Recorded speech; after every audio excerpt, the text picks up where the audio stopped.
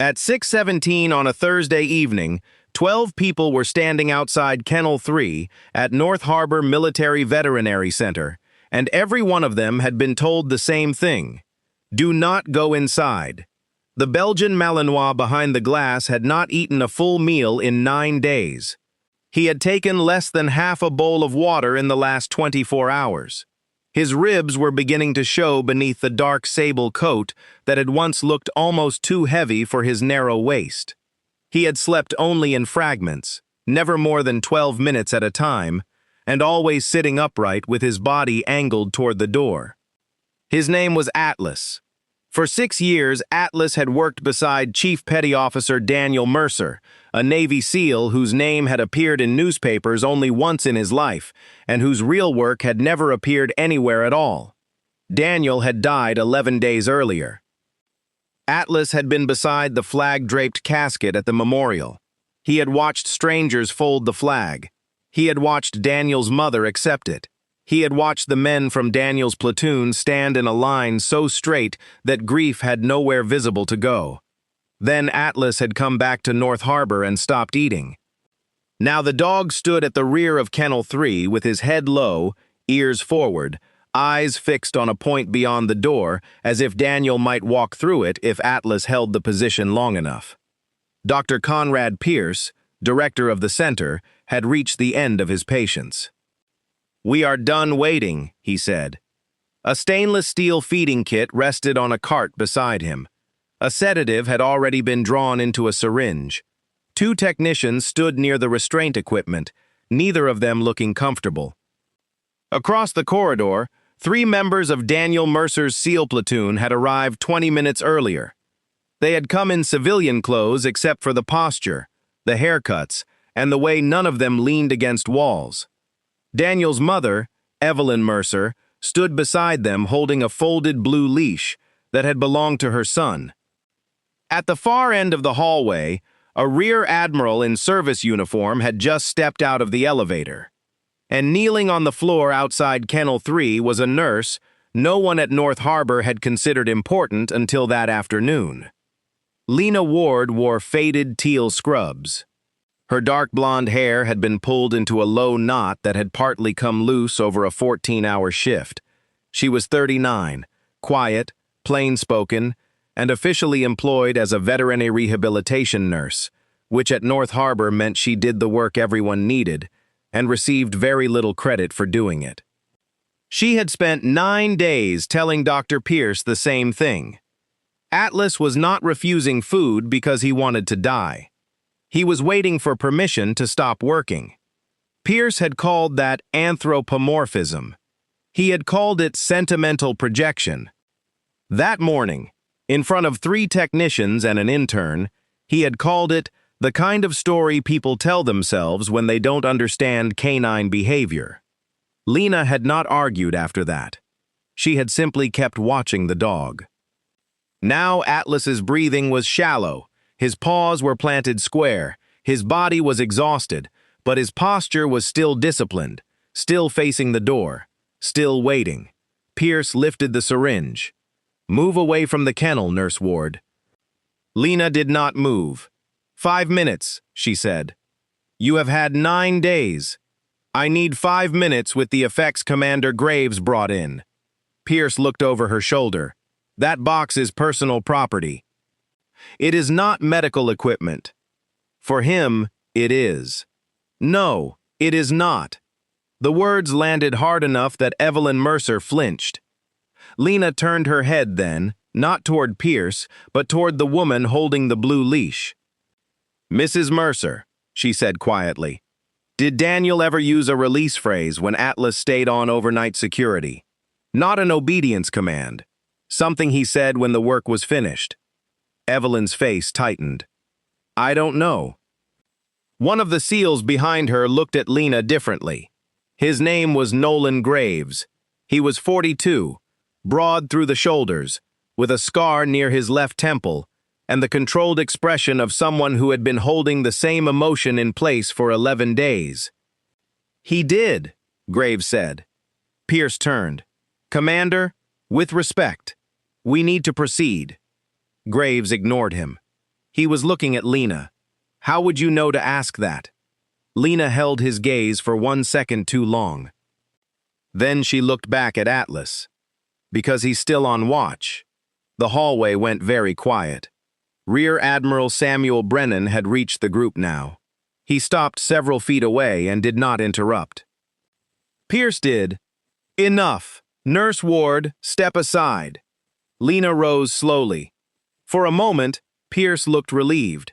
Then she reached for the sealed canvas effects bag Nolan Graves was carrying. Graves handed it to her. Pierce stared at him. Commander, give her the 5 minutes, Graves said. This animal is medically compromised. I heard you. Then you understand the liability. Graves looked through the glass at the dog who had slept at the foot of his teammate's cot in 3 countries and ridden beside him in vehicles with no markings, and waited outside operating rooms and helicopters and rooms where men did not always come back out. I understand the dog, Graves said. Lena unzipped the effects bag. Inside was a folded field shirt, a worn leather collar, a pair of gloves, a faded tennis ball with one side split open, and a stainless steel food bowl with Mercer scratched into the bottom by hand. Atlas smelled the shirt before Lena had fully removed it. His head lifted. Every person in the corridor saw it. Lena opened the kennel door. A technician took 1 involuntary step backward. Pierce said, "Do not." Admiral Brennan lifted 1 hand. Pierce stopped speaking. Lena entered alone. Atlas did not move toward her. That mattered. She did not call him. That mattered too.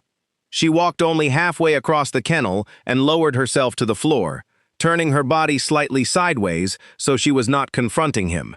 She placed Daniel's field shirt beside her, then the glove, then the old ball. Finally, the steel bowl. Atlas's nose moved. Once, twice. His ears shifted backward and then forward again. He took 1 step, stopped. Outside the glass, Evelyn Mercer covered her mouth. Lena waited. Atlas took another step, then another. When he reached the shirt, he did not sniff it like an animal investigating an object. He pressed his nose into the fabric and froze. A sound came from his chest. Low. Thin. Almost not a sound at all. Nolan Graves looked at the floor. The other 2 SEALs beside him did the same. Lena did not touch Atlas yet. She waited until he lifted his head, until he looked directly at her. And then she said 4 words. Very softly, "Your watch is over." Atlas stopped breathing for 1 second. That was how it looked. 1 complete second where the animal seemed to go still all the way through. Then his ears folded back. His legs gave way beneath him, not from collapse, but from release, and he lowered himself onto the floor. For the first time anyone at North Harbor had seen him lie down willingly since Daniel Mercer died. He put his head in Lena's lap. And he cried. Not the way people cried. Dogs did not do grief in the language humans preferred. But a broken sound came out of him, and his entire body shuddered once, then again, and Lena put 1 hand against the side of his neck and kept it there.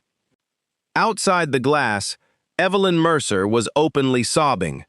One of the SEALs turned away. The other pressed the heel of his hand against his eyes. Nolan Graves did neither. He just stood there with tears running down his face and made no attempt to hide them. Even Admiral Brennan looked toward the ceiling for a moment, as if military discipline had suddenly become much harder to maintain. Lena reached into the food container beside the kennel and placed a small amount into Daniel's steel bowl. She pushed it 6 inches toward Atlas. He looked at it, then at the shirt, then at Lena. And after 9 days of refusing every bowl, every hand, every appetite stimulant, every carefully prepared meal placed in front of him, Atlas lowered his head and ate. 3 bites. He stopped. Lena did not urge him. 30 seconds later, he ate 2 more. Outside the kennel, no one said a word, because suddenly everyone understood that the 4 words had not been a trick. They had been a goodbye Daniel Mercer had never been able to give. And the quiet nurse everyone had dismissed had somehow known exactly how to give it for him.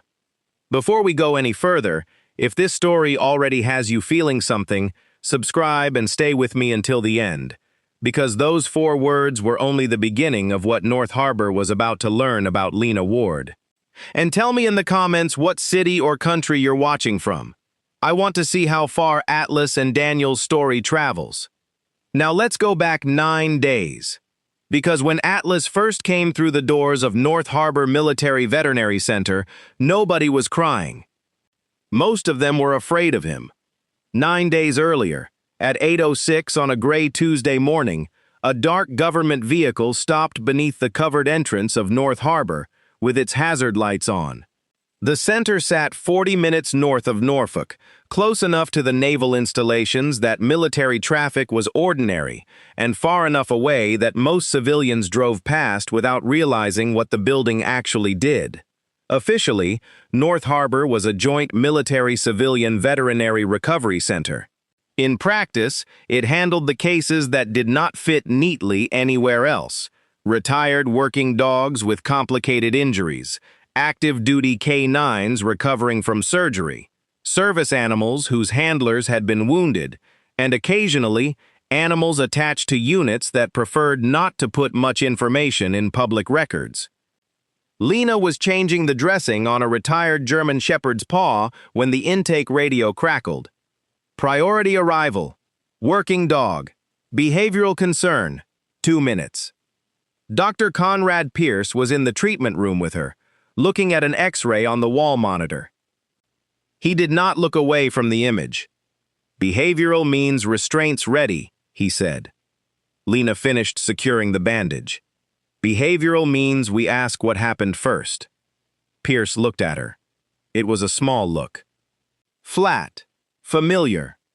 Thank you, Nurse Ward. I am aware of the intake procedure. She nodded once. Then I'll prepare the quiet room. Prepare treatment 2. The quiet room has fewer reflective surfaces and no rolling equipment. If he's agitated. Treatment 2. There were 3 people in the room: a junior technician named Samir Patel, a veterinary intern named Brooke Ellis, and Lena. Samir looked down at the bandage supplies. Brooke looked at the X-ray. Nobody looked at Pierce. Lena gathered the used dressing material and put it in the disposal bin. Treatment 2, she said. That was how most disagreements ended at North Harbor. Not because Pierce was always right. Because he was always in charge. He had been director for 6 years, and he wore authority the way some people wore expensive watches, visibly, intentionally, and with the expectation that everyone in the room should notice.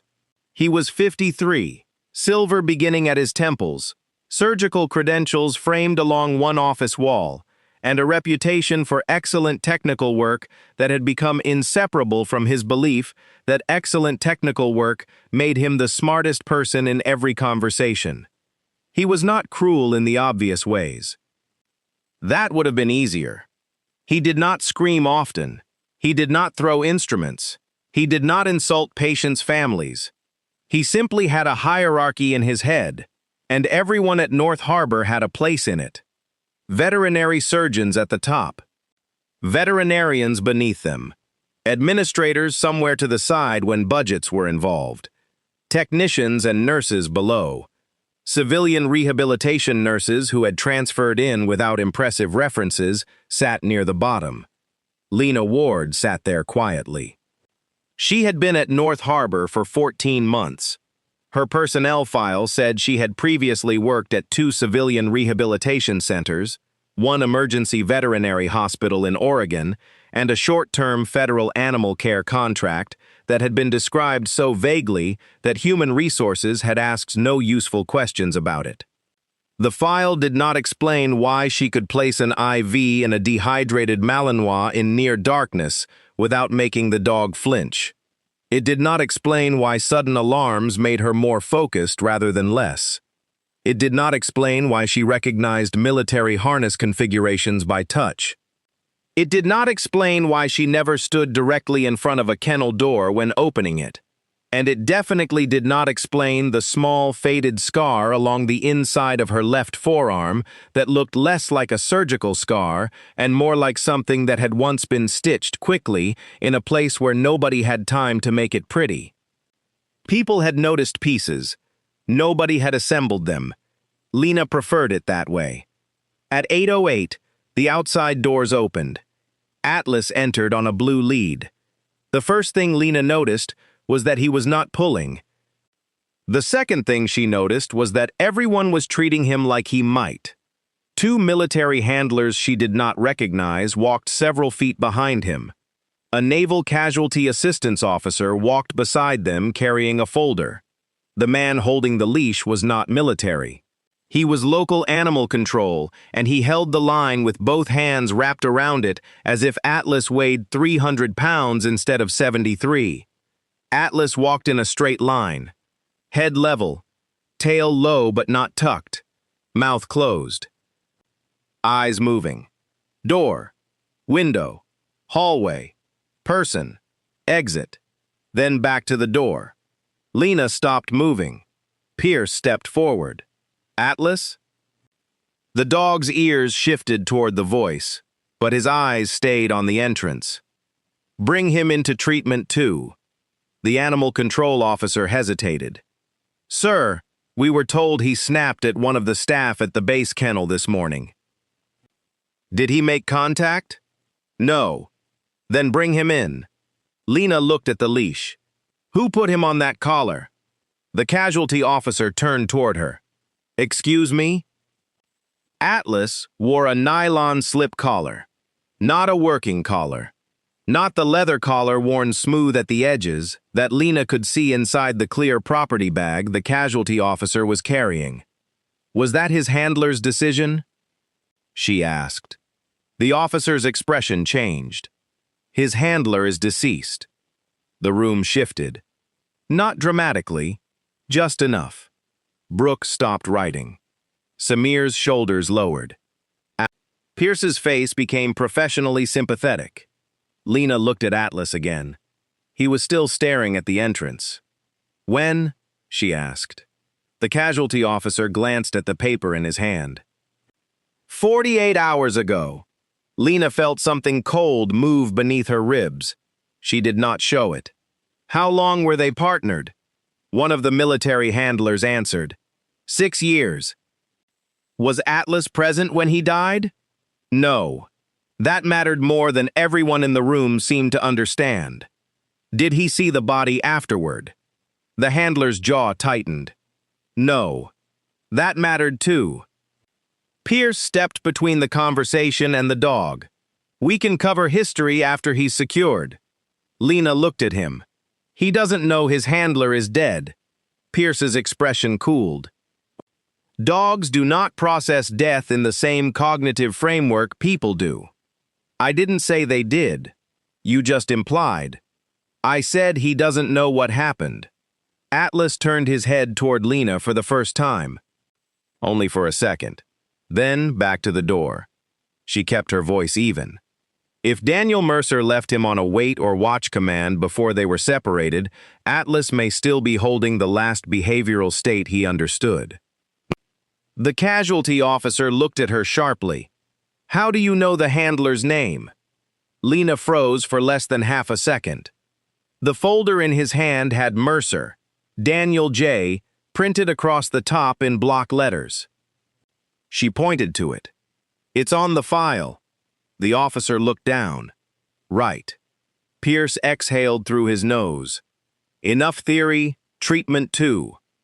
They moved Atlas inside. It took 7 minutes to discover that the problem was not restraint. The problem was position. Every time they tried to turn Atlas away from the room's only door, his body hardened. Not aggressive, not lunging, not vocal. He simply resisted, with the full strength of an animal trained for years to hold ground. When Samir tried to guide his hindquarters sideways, Atlas gave one warning, snap into empty air. Samir jumped back. Pierce said, muzzle. Lena said, wait. Pierce looked at her. He's not trying to bite Samir. He just snapped. Because Samir moved him off the door. That is not clinically relevant. It's the only thing he's objected to. Pierce's face changed in the small way it did when he was deciding whether disagreement had crossed into insolence. Nurse Ward, get the basket muzzle. Lena did not move for 2 seconds. Then she got the muzzle. She hated herself a little for that. Not because the muzzle was cruel. It was not. Properly used, it was a safety tool. Because she knew the dog was being asked the wrong question, and she did not yet have enough authority to change it. Atlas allowed the muzzle after Lena took over. She did not pull his face toward her. She stood beside him and let him keep the door in view. Easy, she said. His left ear moved. I know. The second ear shifted. Pierce watched. Lena fastened the strap. Atlas remained still. Brooke whispered, how did you do that? Lena said, I didn't fight what he was trying to do. Pierce heard her. What he's trying to do is irrelevant to the exam. Lena looked at Atlas's paws.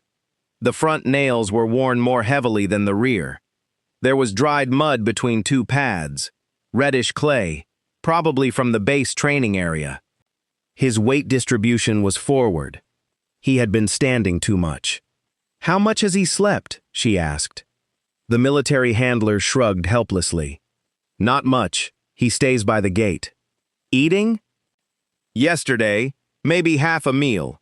Nothing overnight. Drinking? Some. Pierce started the physical exam. Heart rate elevated. Mild dehydration. No obvious injury. No obvious injury. Temperature normal. Abdomen unremarkable.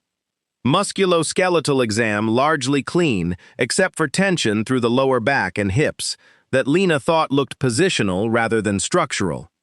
When Pierce palpated Atlas's neck, the dog tolerated it.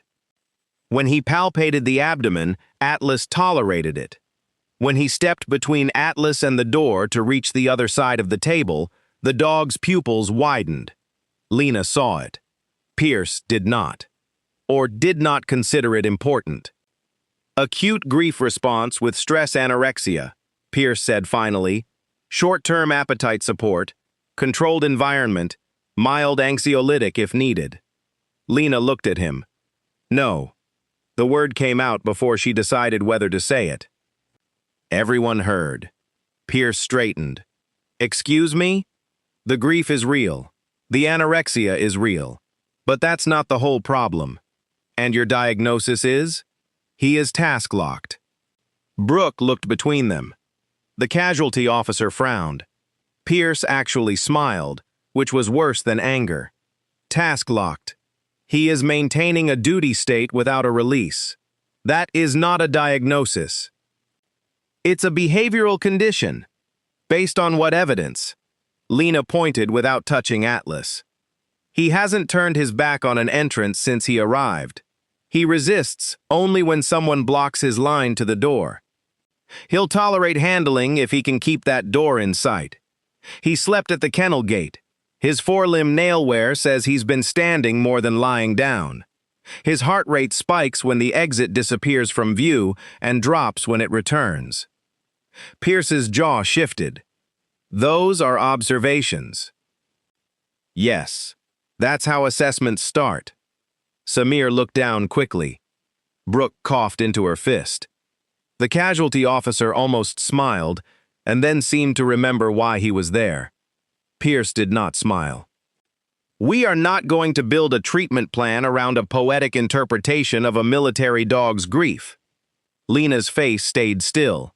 Then build it around his measurable behavior. The measurable behavior says he is anxious and anorexic.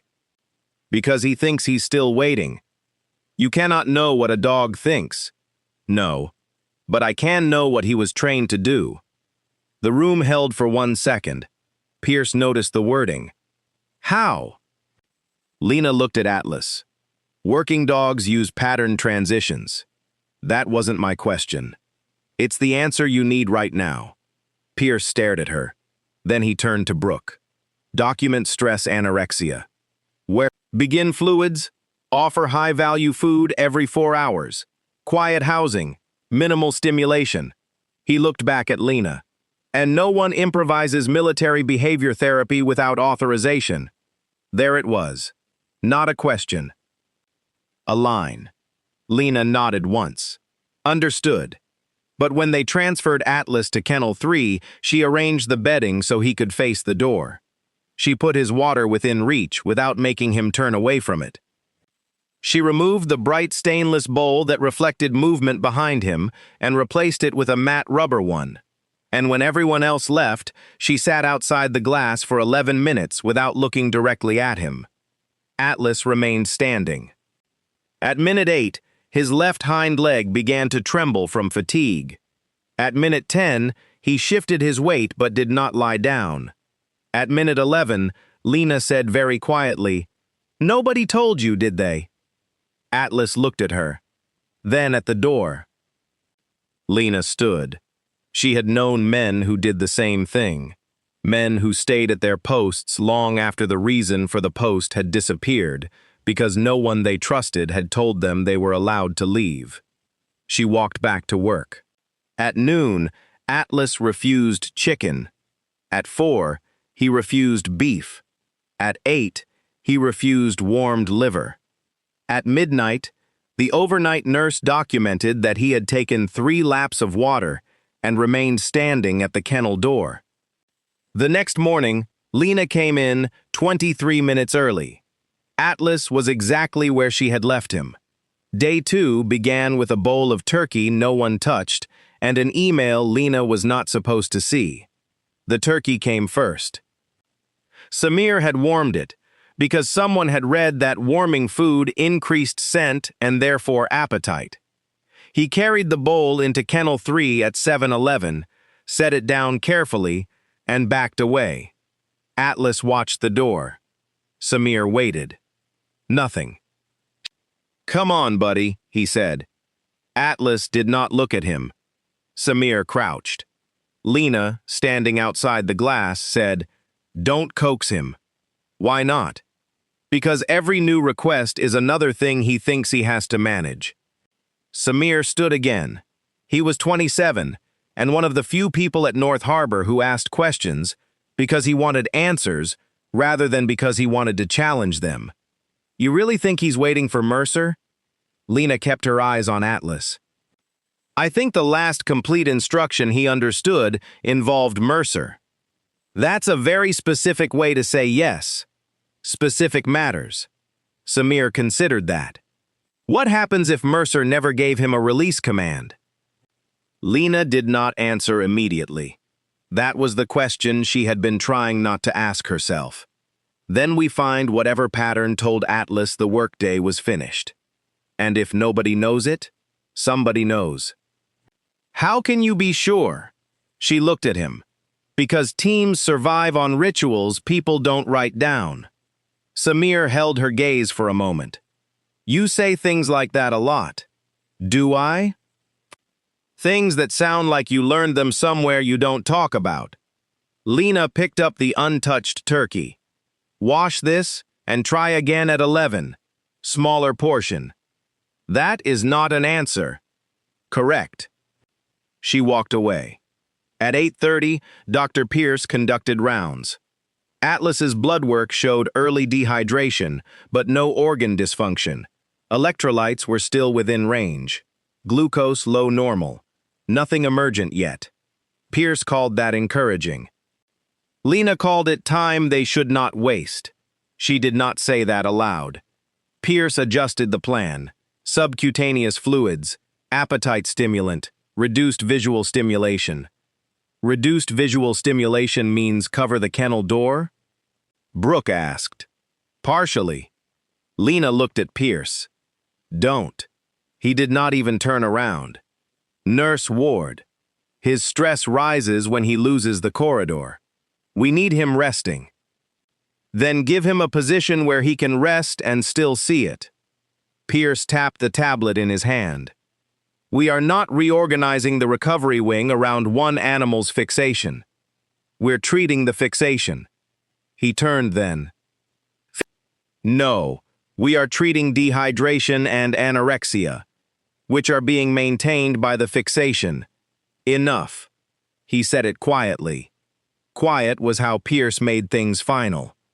A technician clipped a light privacy screen across half the glass. Atlas's heart rate rose from 96 to 128 within 4 minutes. Lena wrote the number down. He began pacing. She wrote that down. At 7 minutes, he clawed once at the door. She wrote that down. At 9, he began panting. She wrote that down. At 10, Pierce came back because an alarm on the monitoring system had flagged the heart rate increase. He looked at Atlas, then at the screen, then at Lena's notes. "Remove the cover," he said. Lena removed it. Atlas stopped pacing in 40 seconds. Pierce did not apologize. Lena had not expected him to. "Leave the glass open for now," he said. Then he walked away. Samir waited until Pierce was out of earshot. "You knew that was going to happen." "I suspected it. You wrote the baseline before he covered it. Because suspicion without a baseline is an opinion." Samir stared at her. "Where did you learn to document like that?" Lena looked down the corridor. Somewhere people argued less when the numbers were clean. At 10:14, Lena saw a shared clinical notification that made the stakes clear. Pierce had prepared a contingency. If Atlas's voluntary intake did not improve within 72 hours, the dog would be moved to high-risk behavioral management, chemically restrained for nutrition as needed, and potentially referred for military disposition review. Lena went straight to Pierce. "You're putting him on a disposition track after 72 hours. I'm planning for medical realities. You're planning around liability." Pierce's face hardened. "If he develops organ injury because we waited on an unproven behavioral theory, that is on this facility. Then give me time while his labs still allow it. 24 hours to find the transition queue." "From whom?" "His unit, his family. Training logs. You are not authorized to contact Naval Special Warfare on behalf of this center. Then authorize me." "No." Lena stared at him. "Why?" "Because this is medicine, not a reunion story." The sentence stayed with her. Pierce refused the extra day, but the exchange clarified one thing. If Atlas worsened, Lena would support medical nutrition. She was not trying to win an argument. She was trying to use the safe window before the dog's body made the choice for them. By that afternoon, Pierce had also removed her from primary assignment on Atlas, citing boundary concerns. Lena did not make a scene. She took the next rehabilitation patient, finished the work correctly, and kept watching the numbers from a distance. Then Atlas gave them another clue. A technician carried Daniel's old leather collar into the kennel and tried to leave with it. Atlas blocked the door without biting or lunging until the collar was placed back on the floor. Pierce called it resource guarding. Lena called it information. That evening, someone left a photocopy on her locker from an old Naval Special Warfare canine handling log. At the bottom, in Daniel's handwriting, was a line that changed everything. After extended perimeter watch, verbal release plus contact routine. Do not break position physically. He will hold until released. On the back, in Brooke Ellis's blue ink, were 5 words. You were right about the door. At 11, Atlas refused turkey again. At noon, he accepted 6 ice chips from Lena's hand. At 12:07, he sat for the first time. Not lay down. Sat, facing the door. Lena documented the exact time. At 12:09, his eyes closed for 4 seconds, then opened again. She documented that too. By 2 o'clock, the center had begun to whisper about her. Not because of Atlas, because Pierce had. He had told the administrator that Lena was interfering with treatment. The administrator told the nurse supervisor. The nurse supervisor asked Brooke whether Lena had been unusually emotional around the case. Brooke, to her credit, said no. Samir was asked whether Lena had attempted unauthorized commands. He said she had said easy and I know. The supervisor wrote both down. By 3, Lena had been removed from primary assignment on Atlas. The order appeared on the scheduling board without conversation. Nurse, Ellis. Lena's name had been moved to general rehabilitation. She looked at it for 5 seconds, then picked up a tray of medications for a Labrador recovering from spinal surgery and went to work. That was her way. Not surrender. Sequence. Do the thing in front of you correctly. Then deal with the next thing. At 5:40, while cleaning an empty hydrotherapy bay, she heard the kennel alarm. One sharp tone. Then another. Then yelling. She was moving before anyone called her name. Atlas had hit the glass hard enough to trigger the impact sensor. Brooke was inside the kennel, with a food bowl on the floor and her back against the wall. She was not injured, but she was frightened. Atlas stood between her and the door. Not attacking. Blocking. Brooke had tried to leave while carrying Daniel's original leather collar. Someone had taken it from the property bag to see whether the familiar scent would encourage eating. Atlas had allowed the collar into the kennel. He had not allowed it to leave. Pierce was in the corridor, calling for chemical restraint. Lena arrived in time to hear him. "No sedative," she said. He turned.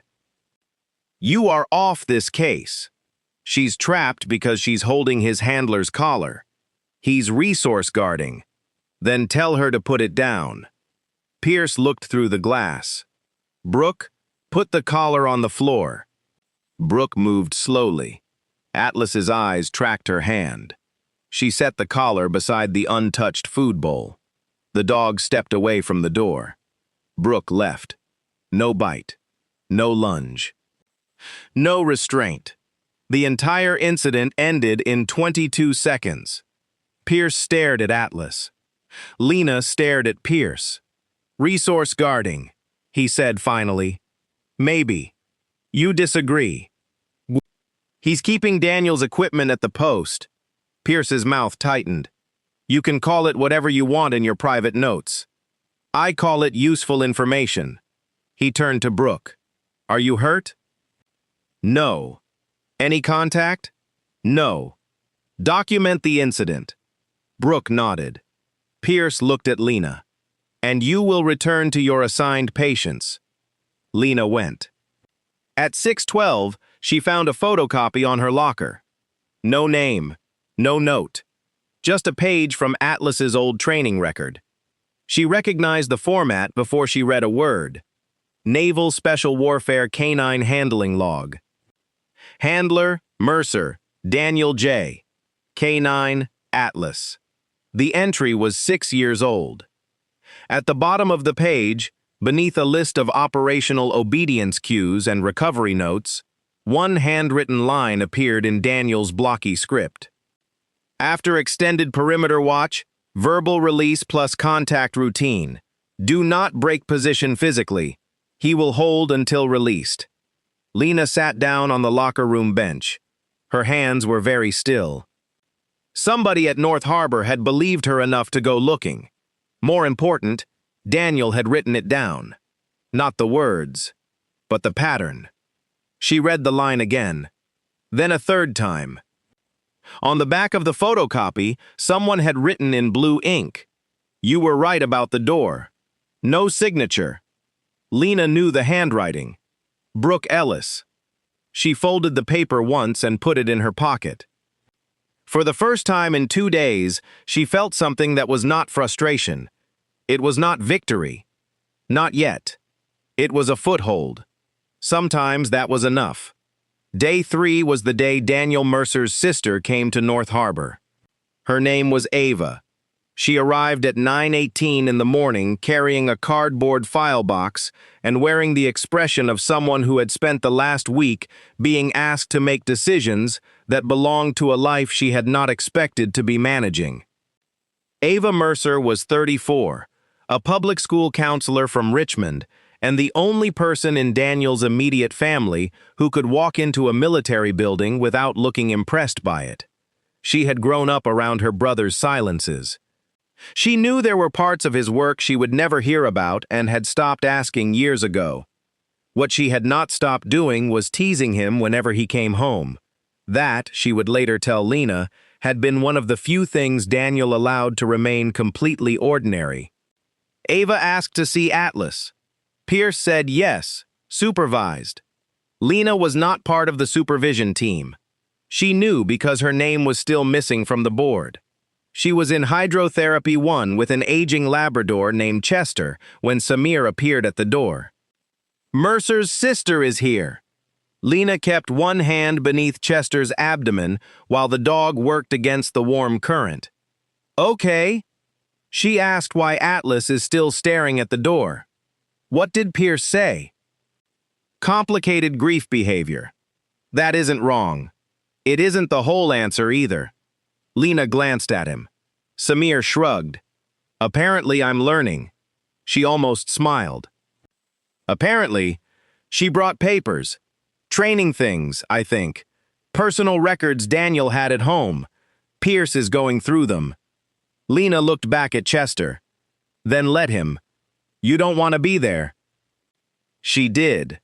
Very much. That was exactly why she stayed where she was. "I'm not assigned to Atlas." Samir leaned against the doorframe. "You know everyone thinks that's stupid." "Everyone does not. Most people who aren't Pierce. That's not everyone. You are exhausting. Chester needs 3 more minutes." Samir left. 2 minutes later, the overhead speaker called Lena Ward to consultation room 2. She closed her eyes briefly. Then she finished Chester's full 3 minutes. Not 2.5. Not almost 3. 3. She dried him, documented the session, handed him back to his technician, and went upstairs. Ava Mercer was sitting at the consultation table with both hands around a paper cup she had not drunk from. Pierce stood near the wall-mounted monitor. Brooke sat in the corner with a tablet. On the table lay the photocopy Lena had found on her locker, along with 7 additional pages from Atlas's old training records. Pierce looked at Lena when she entered. "Mrs. Mercer has questions." Ava looked up. "Ms. Mercer is fine." "Of course." Pierce gestured toward Lena. "This is Nurse Ward." Ava studied her. Not rudely. Closely. "You're the one who said he's waiting." Lena looked at Pierce. He gave nothing away. "I said his behavior is consistent with an unreleased duty state." Ava blinked. "That sounds like a very careful version of yes." "It is." For the first time since entering, something almost human moved through Ava's face. Not amusement exactly, but recognition of a style she understood. Daniel talked like that when he didn't want to scare Mom. Lena sat across from her. "I'm sorry about your brother." Ava looked down at the paper cup. "Everyone says that." "I know. I don't mean that badly. I just don't know what I'm supposed to do with it anymore." "You don't have to do anything with it." Ava looked at her again. Pierce shifted slightly, and Lena knew he wanted the conversation moved back toward clinical usefulness. Ava did it for him. "What do you need to know about Atlas?" Lena glanced at Pierce. He said, "I asked Nurse Ward here because she raised the possibility that Atlas may have a specific post-duty transition ritual." Raised the possibility. 3 days earlier, he had called it a poetic interpretation. Lena did not react. "Did Daniel ever talk about how he ended Atlas's workday?" she asked. Not standard commands. Something informal. Ava thought. He talked to him constantly. Most good handlers do. Pierce looked at Lena again. Ava noticed. You know handlers? Some. Military? Some. Pierce's jaw tightened. Lena continued before he could. Did Daniel use the same phrase before feeding, before removing gear, before sleep? Ava stared at the table. He used to say something when they came home. Lena's pulse changed. She kept her face neutral. What? I don't know exactly. Anything you remember helps. Ava closed her eyes. He'd come through Mom's back door with Atlas still in his harness. Daniel always made him wait on the mat. Mom hated the dirt. He'd take off his own boots first, then the dog's vest. Then he would kneel and hold both sides of Atlas's face and say, She stopped. Lena waited. Something about being done. Pierce said, Finished? Oh, all done? Ava shook her head. No, it wasn't cute like that. Daniel wasn't a cute command person. Lena understood exactly what she meant. Was it a release from watch? Ava looked at her sharply. Maybe. Did it have the word watch in it? Ava's eyes changed. Yes. There it was. One word. Lena felt the room narrow around it. Pierce leaned forward. Can you remember the complete phrase? Ava pressed her fingers to her forehead. No, I'm sorry. I hear his voice, but not the words. Don't force it, Lena said. Pierce looked at her. We do need the phrase. Memory gets worse when you squeeze it. Ava looked grateful. Pierce looked irritated. Do you have videos? Lena asked. Ava's face changed again. Hundreds. Of Daniel and Atlas? My mother has an entire phone full of them. Lena leaned back. Then don't try to remember. Find it. Ava stared at her. You think it might be on video? If he did the routine at home often enough, yes. Pierce said, We cannot base urgent nutritional decisions on searching family videos indefinitely. Lena nodded. Then set a time limit. We already have one. What do his labs say this morning? Pierce did not answer immediately. Brooke did. Still compensated. Mild dehydration. Ketones trace. Renal values normal. Pierce looked at her. Brooke seemed to shrink 1 inch. Lena kept her tone clinical. So we have hours, not minutes. We have declining intake. And a lead. Ava looked between them. Is he dying? The room stopped. This was why Lena disliked professional arguments in front of family members. They turned fear into background noise. She faced Ava fully. No. Pierce's eyes moved toward her. Lena continued. He is medically stressed, and we need him eating. If he continues refusing food, we will support him medically. We won't let him die because we're waiting for a memory. But right now, he is stable enough for us to try to understand the behavior causing the refusal. Ava looked at Pierce. Is that accurate? Pierce paused. Yes. The word cost him something. Ava nodded. Then I'll call Mom. She stood and stepped into the hall with her phone. Pierce waited until the door closed. You will not reassure families beyond your scope. Lena looked at him. I stated his current status. You contradicted the urgency of the treatment plan. No, I translated it into language that didn't make his sister think we were about to lose him. That is my role. Then you should have answered her first. Brooke became very interested in her tablet. Pierce stared at Lena. You enjoy pushing this. That surprised her enough that it showed. No, you do. I enjoy getting the dog treated correctly. You have decided those are the same thing. Lena was quiet for a moment. I think you decided disagreement and disrespect were the same thing a long time ago. Brooke's head came up. Pierce's face went completely still. There were statements you could take back. That was not one of them. Lena did not try. Pierce said, leave the room. She left. Ava was 10 feet down the corridor, phone against her ear, crying silently. Lena almost walked past. Ava reached out and touched her wrist. She found a video. Lena stopped. Ava pulled the phone away from her ear. Mom says she has one from Thanksgiving 2 years ago. Daniel comes in from the yard with Atlas and does the whole thing. Boots, harness, bowl. She remembers because she made fun of him for being more formal with the dog than with any person in the family. Can she send it? She's trying. Ava wiped her face with the heel of her hand. She isn't good with phones when she's calm. Right now she's worse. No rush. Ava laughed once through tears. There is literally a rush. Lena almost smiled. Fair. They stood there for a moment. Ava looked at her. Why do I feel like you know my brother? Lena's breath caught so slightly, most people would not have seen it. Ava did. Do you? Lena looked down the corridor toward Kennel 3. I knew a lot of people who worked in the same world. That's not what I asked. No, it wasn't. Lena had learned long ago that grief made some people indirect and others brutally precise.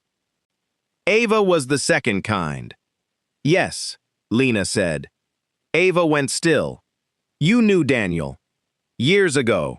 How? Work. What work? Lena did not answer. Ava looked at her face for a long time. He never mentioned a Lena Ward. He wouldn't have. Why? Because some of the work wasn't something he talked about at home. Ava's expression changed. Not suspicion. Something more complicated. She had spent years accepting that exact sentence in different forms. Were you military?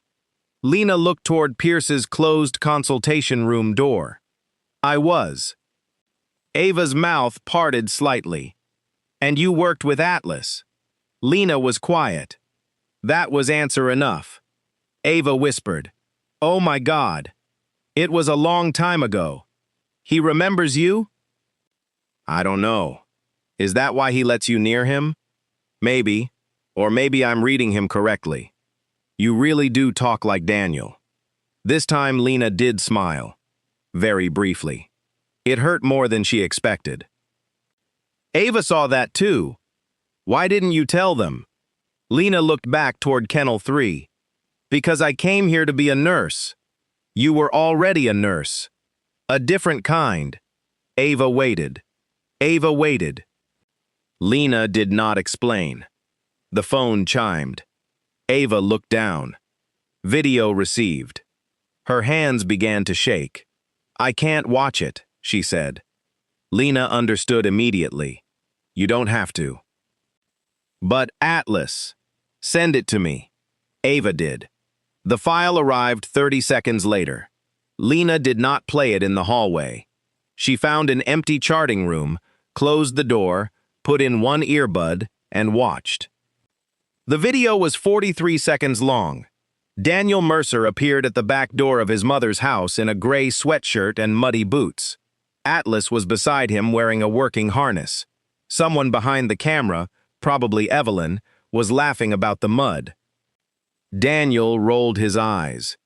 He made Atlas wait on the mat, took off his boots, removed the harness, kneeled, put one hand on either side of the dog's neck, and said it. 4 words. Clear enough that Lena heard every one. Your watch is over. Atlas's entire body changed. His tail moved. His mouth opened. He leaned into Daniel's hands. Daniel scratched behind both ears, stood, and pointed toward the kitchen. Atlas trotted in. The video ended. Lena sat alone in the charting room staring at the black screen. She had known Daniel Mercer. Not well enough to call him a friend in the civilian way. In the other way, yes. The way people became important when you had seen each other exhausted, scared, furious, competent, and alive in places where none of those things were guaranteed. She had treated Atlas once after an explosion threw debris through the dog's vest. She had stitched Daniel's shoulder in the same operation, while he argued that the dog should be treated first. She had told him both of them were idiots. He had laughed. Atlas had bitten through a leather strap while she cleaned the wound, and then, after Daniel said 4 quiet words, had put his head down and stopped fighting. "Your watch is over." She had forgotten the exact phrase. Or maybe she had put it somewhere in herself she did not visit. Now it was back. Lena watched the video again. This time she noticed what came after the words. Contact. Daniel's hands against Atlas's face. Harness off. Familiar object. Food only after the transition. The words mattered. But not alone. Rituals were sequences. Break the sequence, and sometimes the cue lost its meaning. She saved the video to the secure clinical file with Ava's permission. Then she went to find Pierce. He was already coming toward her. "His ketones are up," he said. "We're moving to assisted nutrition this afternoon." Lena held up the phone. "We found it." Pierce stopped. "Found what?" "The release." She played the video. He watched once. No expression. Then again. His face changed slightly when Daniel spoke. "Your watch is over." Pierce looked at Lena. 4 words. "Yes. And you believe saying those 4 words will make him eat?" "No." Pierce seemed almost thrown by the answer. "No? I think reproducing the transition ritual may allow him to disengage from the duty state. Eating comes after that. Maybe immediately. Maybe not. So even now you cannot tell me this works." "Of course I can't. He's a living animal, not a switch." Pierce handed the phone back. "Then we proceed medically. Give me one attempt first." "No. 10 minutes." "No. You were willing to sedate him for a feeding tube. Give me 10 minutes before you do." Pierce's expression hardened. "This is exactly the problem. You are turning a clinically deteriorating patient into a referendum on your theory." "I'm asking for 10 minutes. And if he refuses, I help place the tube." Pierce studied her. "No interference? If his current labs support it, no interference. You will follow my protocol." "Yes." The word sat between them. Pierce looked toward Kennel 3, then back at Lena. 10 minutes. At 1600. Supervised. Lena nodded. "Thank you." He walked away. She looked at the clock. 1:47 p.m. 2 hours and 13 minutes. Enough time to build the sequence correctly. Not enough time to waste. The first thing she needed was Daniel's harness. The second was his bowl. The third was something carrying his scent that had not already spent 3 days inside the hospital. Those things were not at North Harbor. They were still sealed with Daniel's personal effects at the base. And Pierce had no authority to request them quickly. Lena did. Or she used to. That was the problem with old doors. Sometimes you spent years making sure they stayed closed. Then one day something alive was on the other side of one, and you had to decide whether privacy mattered more than opening it. At 1:52, Lena walked into an empty stairwell and took out a phone number she had not called in 3 years. She knew it by memory. She dialed. The line rang twice. A man answered. Graves. Lena closed her eyes. Nolan. Silence. Not confusion. Recognition. Then a voice she had not heard since leaving the service said her name exactly the way nobody at North Harbor did. Doc Ward? Lena looked through the small stairwell window at the gray parking lot below. I need Daniel's effects, she said. On the other end of the line, Commander Nolan Graves stopped breathing for a second. Then he asked only one question. Is Atlas alive? Yes. I'm on my way. Commander Nolan Graves reached North Harbor at 3:09 p.m. He did not come alone. Two men walked in with him, both in civilian clothes, both carrying themselves in the unmistakable way of people whose bodies had learned rules that civilian rooms did not require. One carried a sealed canvas effects bag. The other carried a hard black case with military property markings on the side. Reception stopped functioning for approximately 6 seconds. Not officially. Phones still rang. A printer kept printing. But every person behind the desk looked up. Graves gave his name to security and then saw Lena standing near the far corridor. He went still. She did too. 3 years changed people in visible and invisible ways. There was more gray at his temples. The scar near his left eye was paler. He looked leaner than she remembered. Not thinner exactly, but like some part of life had been taking small amounts from him and he had been too busy to object. He crossed the lobby. Lena did not know whether he would shake her hand. He did not. He stopped in front of her and said, "Chief Ward." The nurse supervisor, standing 5 feet away, turned so fast she almost dropped her tablet. Lena's face tightened. "Not here." Graves looked at the teal scrubs, then at her ID badge. "Lena Ward, RVN." "Right," he said quietly. "Sorry." He was not sorry for recognizing her. He was sorry for saying it where people could hear. That distinction mattered. Samir had heard. Brooke had heard from halfway down the corridor. The nurse supervisor had absolutely heard. And Dr. Conrad Pierce, coming out of Treatment 1 with a chart in his hand, heard enough to stop walking. Lena looked at the canvas bag. "Daniels?" Graves nodded. "What we could release quickly. Field shirt, gloves, old working collar, his home leash, bowl from the team room. Personal effects officer signed it over for clinical use after Ava authorized it. Harness?" The man with the hard case lifted it slightly. "Cleaned after the memorial," Graves said. "Not ideal for scent. Still useful for sequence." He studied her for a moment. "You already know the sequence." "We found video." "Of what?" "Home transition."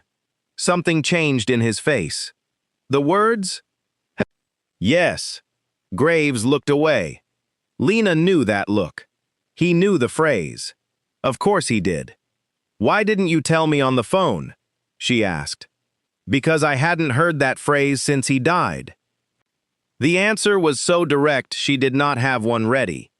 Graves looked toward the recovery wing. "Can I see him?" "Yes." Pierce arrived before they moved. "Commander Graves?" "Dr. Conrad Pierce, medical director." They shook hands. Pierce's posture had changed. Subtly. Not deferential exactly, but more formal than it was with nurses. "I understand you brought materials Nurse Ward requested." Graves looked at Lena when Pierce said Nurse Ward. Then back at Pierce. "I did. Thank you. We'll catalog them and determine what can be safely incorporated into treatment." Graves did not hand him the bag. "She requested them for a reason." "Yes." "I've discussed her theory with her." Lena felt the word land. Theory. Graves heard it too. "It's not hers," he said.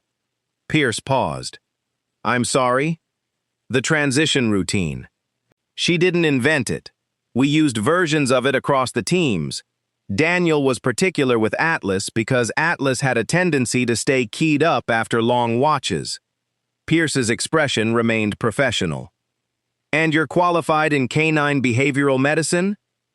The question was politely delivered. It was still a challenge. Graves almost smiled. "No. I was qualified in coming back alive with the dog. Doc Ward handled the medical part." The hallway changed. There were moments when information entered a room quietly and nevertheless rearranged every person inside it. That was one. Pierce looked at Lena. Not casually now. "Doc Ward." Lena said nothing. Graves realized, perhaps too late, that he had done it again. Pierce's eyes narrowed. You told Human Resources you had no current veterinary medical credential beyond nursing and rehabilitation certification. That's correct. Commander Graves is referring to what exactly? Lena looked at him. A field title. For what role? Navy Medical. Pierce waited. Lena did not continue. Graves did. She was a hospital corpsman attached to Naval Special Warfare Support, working dog trauma and operator medicine. Pierce looked from Graves to Lena. You were a corpsman? Yes. For how long? 14 years. Samir, who had been pretending to reorganize the same 3 bottles of disinfectant for the last minute, stopped pretending. Brooke's mouth actually opened. Pierce's expression went through something more controlled. Recalculation. That was the word. Not admiration, not embarrassment. A private revision of the hierarchy. And your rank at separation? Lena's jaw tightened. Chief Petty Officer. Graves said nothing. He did not need to. Pierce looked at the badge again. Lena Ward, RVN. For 14 months, he had known her as a civilian rehabilitation nurse who did not talk much, challenged too often, and had a strange amount of confidence around military animals. Now the confidence had a history. Lena hated that she could see the moment it became more legitimate to him. The same observations, the same dog, the same numbers, different biography. Suddenly they weighed more. Why is none of that in your file? Pierce asked. Because none of it is required for this job. It is relevant experience. The dog was telling you the same thing whether I was a chief or a cashier. Graves looked at her sideways. There she was. Some things had not changed. Pierce's face hardened again. We are not having this conversation in a corridor. Good, Lena said. Atlas has a timed feeding decision in 43 minutes. Graves held out the canvas bag. Use what you need. Pierce hesitated, then stepped aside. They went to Kennel 3. Graves stopped 10 feet from the glass. Atlas saw him. Everything in the dog changed except the part Lena needed to change. His ears came forward. His tail lifted half an inch. He stepped toward the glass. Graves swallowed. Hey, brother. Atlas's nose touched the bottom of the door. Then he looked past Graves, down the corridor, toward the elevator, waiting for the person who should have come with him. Graves closed his eyes. He thinks Daniel's behind me. Lena nodded. Yes. The word hurt both of them. Graves crouched outside the glass. Atlas stared past him for almost a minute. When nobody else appeared, the dog's tail lowered again. He returned to the exact position he had held before. Door in view. Body forward. Watch maintained. Graves stood. Jesus. Lena looked at the monitoring tablet. His heart rate jumped when you arrived, then dropped when he realized Daniel wasn't with you. You think every teammate who comes in is going to do that to him? Maybe. Until he understands the pattern has changed. Graves rubbed one hand over his mouth. We should have brought him to the hospital. Lena looked at him. When? After. He did not say after Daniel died. He did not need to. We should have let him see him. Maybe. Don't do that. Do what? Give me the careful answer because you think I'm looking for guilt. Lena held his gaze. Fine. Yes. In an ideal situation, allowing Atlas-controlled sensory confirmation may have helped. But Daniel died during an operation. The body was transferred through military casualty procedures. Atlas was already removed from the site, and everyone involved was making decisions under pressure. You did not deliberately confuse the dog. Graves looked at her for a long moment. That was still careful. It's the answer. Fair. He looked through the glass. He slept outside Daniel's quarters the first night. Wouldn't leave the door. We moved him because the command thought the empty room was making it worse. Where did you move him? Base kennel. Different building? Yes. Lena exhaled. There it was. One more broken piece in the sequence. Handler disappears. Dog left at handler's door. Then dog moved away from the last place saturated with the handler's scent. No confirmation. No release. No transition. Everyone had been trying to make Atlas feel better by removing reminders. They had accidentally removed context. What? Graves asked. Nothing anyone did was unreasonable. That's not what I asked. You took away the only place where waiting made sense. Graves's face tightened. Lena continued gently. He couldn't find Daniel at the quarters, so he waited. Then he got moved to a kennel, so he waited there. Then he came here. Then, every time the environment changed, the only stable instruction he had was whatever state Daniel left him in. Watch. Probably. Graves looked at Atlas. He was on vehicle security the morning Daniel went out.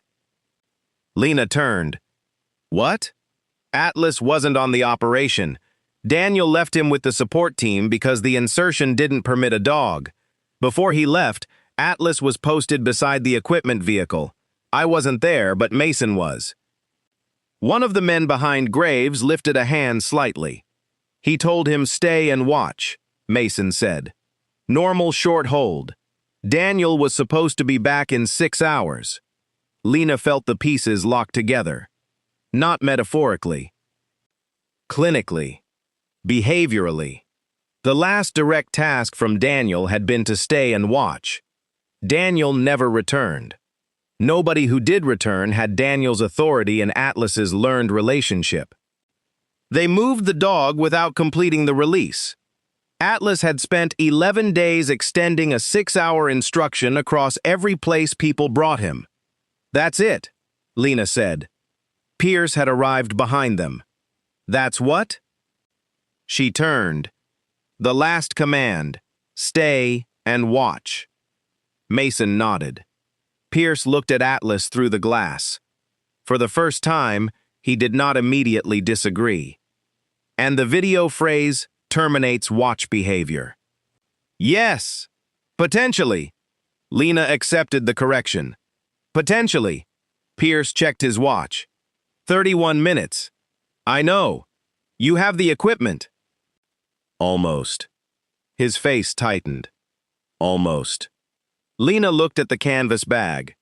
The sequence needs Daniel's scent, the harness, the release, physical contact if Atlas allows it, then the familiar bowl. You have all of those. The field shirt is sealed. Good. The harness was cleaned. Less good but usable. The bowl is familiar. We have the phrase. Then what is missing? Lena looked at Graves. Daniel's mother. Pierce stared at her. Absolutely not. She has the strongest surviving home scent association. She is a grieving civilian, not a clinical tool. I didn't say use her as one. Then why does she need to be here? Because if Atlas transitions out of duty and immediately looks for Daniel, he needs a bridge to the home life that existed around them. Ava might work. Evelyn is stronger. Graves looked toward Mason. Mason was already taking out his phone. Pierce said, no. Graves looked at him. Pierce held up a hand. I agreed to 10 minutes of a controlled behavioral attempt. I did not agree to turn the recovery wing into a family memorial. Lena felt the old frustration rise. Then she stopped it. The phrase mattered less than the dog. Fine. Pierce looked surprised. Fine? We proceed with what we have. If it works enough to disengage him, we do not flood him with more emotional stimulus. If it doesn't, we place the feeding tube. Graves looked at her. You sure? No. Pierce's eyebrows rose. Lena continued. I'm sure waiting indefinitely is not safe. I'm sure forcing the wrong ritual is not safe either. We have a good sequence and a medically stable window. That's enough to try. Pierce nodded once. Professional approval. It felt strange. At 3:57, the corridor outside Kennel 3 was cleared. Only Pierce, Lena, Graves, Brooke, and Samir remained. Atlas stood at the rear of the kennel. Lena opened the canvas bag. She laid out the shirt, the old collar, the harness, Daniel's glove, the steel bowl. At 4 o'clock exactly, she entered. Atlas looked at her. He smelled the shirt. His ears moved. She waited. Then she began the sequence she had watched on Evelyn Mercer's phone. No hurry. No coaxing. She placed the harness on the floor first, not on him. Atlas stepped toward it and sniffed. She touched the old collar. He came closer. She set Daniel's glove on top of the shirt. Atlas's body trembled. Outside, Graves pressed his lips together. Lena waited until Atlas looked at her. Then, softly, she said the 4 words. "Your watch is over." Atlas's ears shifted. His eyes stayed on Lena. For half a second, hope moved through the corridor. Then Atlas looked back at the door. He returned to position. Nothing else changed. Pierce checked the clock. Graves's face fell. Samir looked at the floor. Lena did not move. Inside her, something had gone cold. Not because Pierce had been right, because she had been incomplete. The words alone were not enough. Daniel's ritual had not been a verbal switch. It had been relationship, touch, scent, timing, a man kneeling in front of the dog after coming home alive. Lena could reproduce the sequence. She could not reproduce Daniel. At minute 7, Atlas still stood. At minute 8, Lena took one slow breath. At minute 9, Pierce said through the intercom, "That's enough." Lena lowered her eyes. Okay. She left the kennel. No argument. No performance. At 4:12, she helped sedate Atlas. Her hands did not shake. At 4:19, she assisted while Pierce placed the feeding tube. At 4:31, nutritional support began. Atlas slept under medication with his head turned toward the door. Pierce removed his gloves. "You did the right thing by stopping," he said. Lena looked at the sleeping dog. "We waited too long to understand him. We supported him medically before permanent harm occurred." That's not the same sentence. Pierce did not answer. Graves stood outside the recovery bay. He looked older than he had 2 hours earlier. "You were right," he said to Lena. She shook her head. "It didn't work. That doesn't mean you were wrong. Today it means I didn't have enough." Graves looked through the glass. "What do you need?" Lena watched Atlas breathe. One slow, sedated breath after another. "I need to know exactly how Daniel ended a watch when Atlas was too keyed up to release on words alone." Graves frowned. "I don't know. Somebody does." "Who?" Lena looked at him. "The team member who saw it more than anyone." Graves understood. "Daniel." "Yes." "He's gone. His records aren't." Graves went still. Lena's eyes shifted to the hard black case Mason had brought. Military property, training logs, video debriefs, handler notes. Maybe helmet camera fragments that had nothing to do with Atlas and everything to do with routine. Maybe one recording where Daniel had talked about the dog in the way handlers sometimes did when medical teams asked what worked. Graves looked at the case too. "Some of that is classified. I don't need the operation. You might need footage attached to one. Then someone with clearance reviews it and tells me what matters." Graves looked at Lena. "You still have clearance eligibility. I don't have active need to know. I can fix that. Don't fix anything for me. Fix it for him." Graves nodded. I'll call Brennan. Pierce, standing 10 feet away, heard the name. Brennan? Graves looked at him. Rear Admiral Brennan, Naval Special Warfare Medical Oversight. Pierce's expression changed again. Lena almost felt sorry for him. Almost. Graves picked up his phone. The failed 10-minute attempt had not ended the question. It had made the question larger. And somewhere inside a classified archive, Daniel Mercer's voice still existed. They just had to find the right 4 seconds of it. The next morning, Atlas woke from sedation before sunrise. At 5:42, the overnight nurse documented that he lifted his head, oriented to the door, and tried to stand with the feeding tube still secured. At 5:44, he was sitting upright. At 5:47, he was facing the entrance again. The medication had rested his body. It had not ended the watch. Lena read the overnight notes at 6:38, with a cup of coffee cooling untouched beside her. Pierce had arrived early, too. He came to the station in a white coat, reviewed the numbers, and said, "At least he's tolerating nutrition." Lena nodded. That was true. Truth mattered even when it was incomplete. "We need a plan for voluntary intake," she said. "We have one. Continue support until appetite returns." His appetite isn't the only issue. Pierce set the tablet down. "We tested your intervention." "We tested an incomplete version. You said you had the sequence." "I was wrong." The admission surprised him. It surprised Brooke, too, who was charting 2 stations away. Lena continued. "The phrase produced recognition, not release. That tells us the cue means something. It also tells us something is missing." Pierce folded his arms. "Or it tells us the phrase has no clinically meaningful effect." His ears changed, respiratory rate dropped, and he made eye contact when I said it. For seconds. Seconds are data. Pierce's mouth tightened. "You are very good at making tiny observations sound larger than they are." Lena looked at him. "Tiny observations are most of medicine before they become emergencies." Brooke stopped typing. Pierce did not respond immediately. Then he said, "You are still not assigned to Atlas." "I know. Then why are you reviewing his overnight notes?" "Because I'm on rehabilitation rounds and he's in rehabilitation."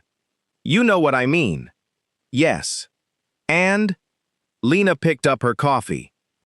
"And I don't have a useful answer that you'll like." She walked away.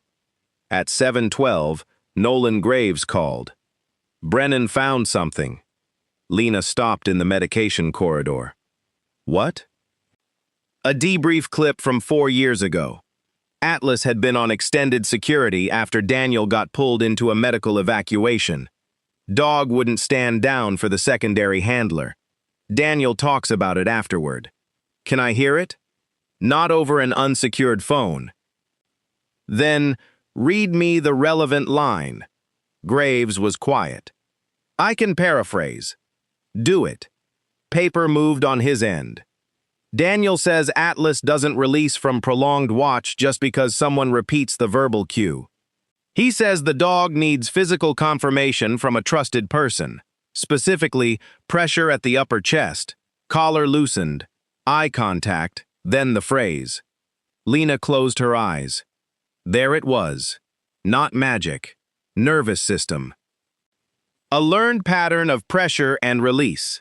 "Anything else?" "Yes. He says if Atlas is carrying unresolved stress, you don't feed first. You let him drink. Then you walk him without equipment for a few minutes. Then food." Lena's mind was already building the sequence. Who was the trusted secondary in that debrief? Graves did not answer. She knew before he said it. "You." "No." A beat. "Then who?" "You." The corridor seemed to lose sound. Lena looked through the narrow window in the medication room door. Samir pushed a cart past.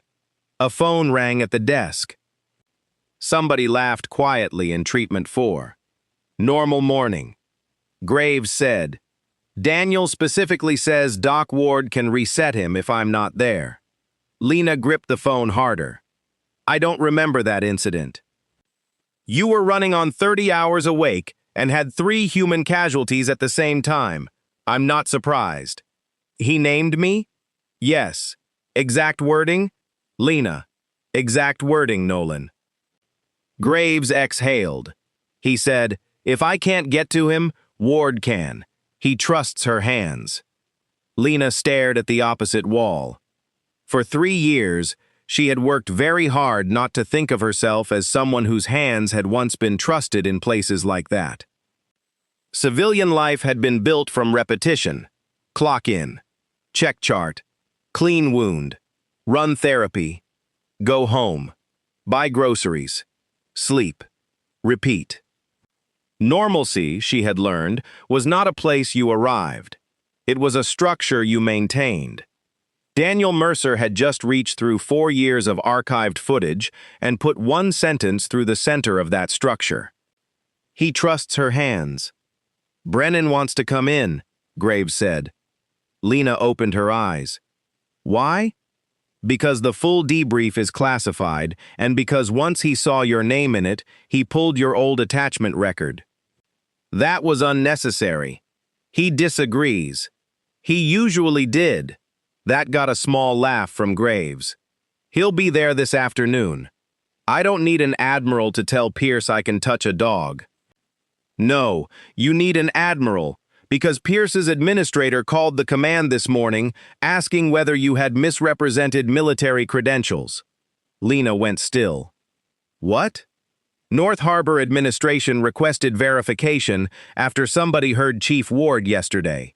They asked whether your prior service was relevant to clinical authority. It isn't clinical authority. I know. Brennan knows. The answer they got was apparently more detailed than they expected. Lena closed her eyes again. How detailed? Enough. Nolan. 14 years. Chief. Naval Special Warfare Medical Support. Working dog trauma instructor. 2 deployments as K-9 medicine lead. Commendations redacted where required. Nothing operational. She leaned against the wall. I didn't want that here. I know. Do you? Yeah, I do. There was no defensiveness in his voice. That helped more than an apology would have. Brennan isn't coming to expose you, Graves said. He's coming because Daniel is dead, Atlas is failing, and the person Daniel documented as his trusted medical secondary is being kept off the case by a civilian director who asked the Navy to verify whether she knows what she's talking about. Lena almost laughed. The absurdity was too precise. When you say it like that, it sounds exactly as stupid as it is. She rubbed her forehead. What time? 1400. Fine. Lena. What? You didn't fail yesterday? She looked toward the kennel wing. Atlas is on a feeding tube. That kept him safe while we found the missing part. You always did make bad outcomes sound tactical. Occupational problem. I'll see you at 2. She ended the call. At 7:40 the next morning, Human Resources asked Lena to explain why 14 years of Navy medical service appeared only as a minimal federal employment entry in her civilian file. She answered simply, I minimized it on purpose. Administrator Martin Vale looked genuinely confused. Why would anyone do that? Because I wanted my civilian work judged as civilian work. I met every qualification for this job. I didn't want an old rank deciding whether people listened to me. Pierce, sitting across from her, said, but that experience is directly relevant to Atlas. Lena met his eyes. Atlas was facing the door before you knew I was a chief. The room went quiet. HR confirmed she had falsified nothing. Vale reminded her that Pierce retained final medical authority and that she was still off direct management until the Navy representative arrived that afternoon. As Lena reached the door, Pierce asked, why did you leave the Navy? She looked back. Because I was done. That's all? No. That's all you need. She left. At noon, Atlas vomited part of the tube feeding. The problem was not the formula. It was stress. His heart rate had been elevated for hours. He had fought sleep. Even sedated, his body kept returning toward vigilance. Lena was not assigned to him. She still saw the numbers from across the station. Brooke saw her seeing them. At 12:14, Brooke walked over. What do you think? Lena did not touch the chart. You're assigned. I'm asking. What do you think? Brooke looked toward the kennel. He's not tolerating volume because we're giving too much, while he's this activated. Smaller feeds more often. Slow the rate. Lena nodded. Good. And maybe fluid balance before the next one. Good. Brooke looked at her. That's what you would do? Yes. Then why didn't you just say it? Because you already knew. Brooke absorbed that. Then went to Pierce and made the recommendation herself. Pierce approved it. The next feed stayed down. At 1:56, the main entrance opened. Rear Admiral Samuel Brennan walked in wearing service uniform. He was 61, tall, silver-haired, and had the specific stillness of a man who had spent decades learning that the louder a room became, the less he needed to add to it. Nolan Graves was beside him. 2 other personnel followed. The reception staff stood without anyone telling them to. Pierce came out of the administrative corridor with Vale. Lena was at the far nursing station updating another patient's mobility chart. Brennan saw her immediately. He did not call her chief. He understood more than Graves had. He walked across the lobby and stopped beside the desk. Ms. Ward. Lena looked up. Admiral. It's been a while. 3 years? 3 years, 8 months. She almost smiled. You always counted everything. Only expensive mistakes and people who leave before I want them to. Pierce arrived within earshot of that sentence. Brennan turned. Introductions were made. Vale offered a conference room. Brennan said, In a minute. I want to see the dog first. Pierce led them to Kennel 3. Atlas was sitting at the door. Brennan stopped. For the first time since entering, the Admiral's composure visibly shifted. He had known Daniel Mercer for 10 years. He had signed the casualty notification paperwork. He had attended the memorial.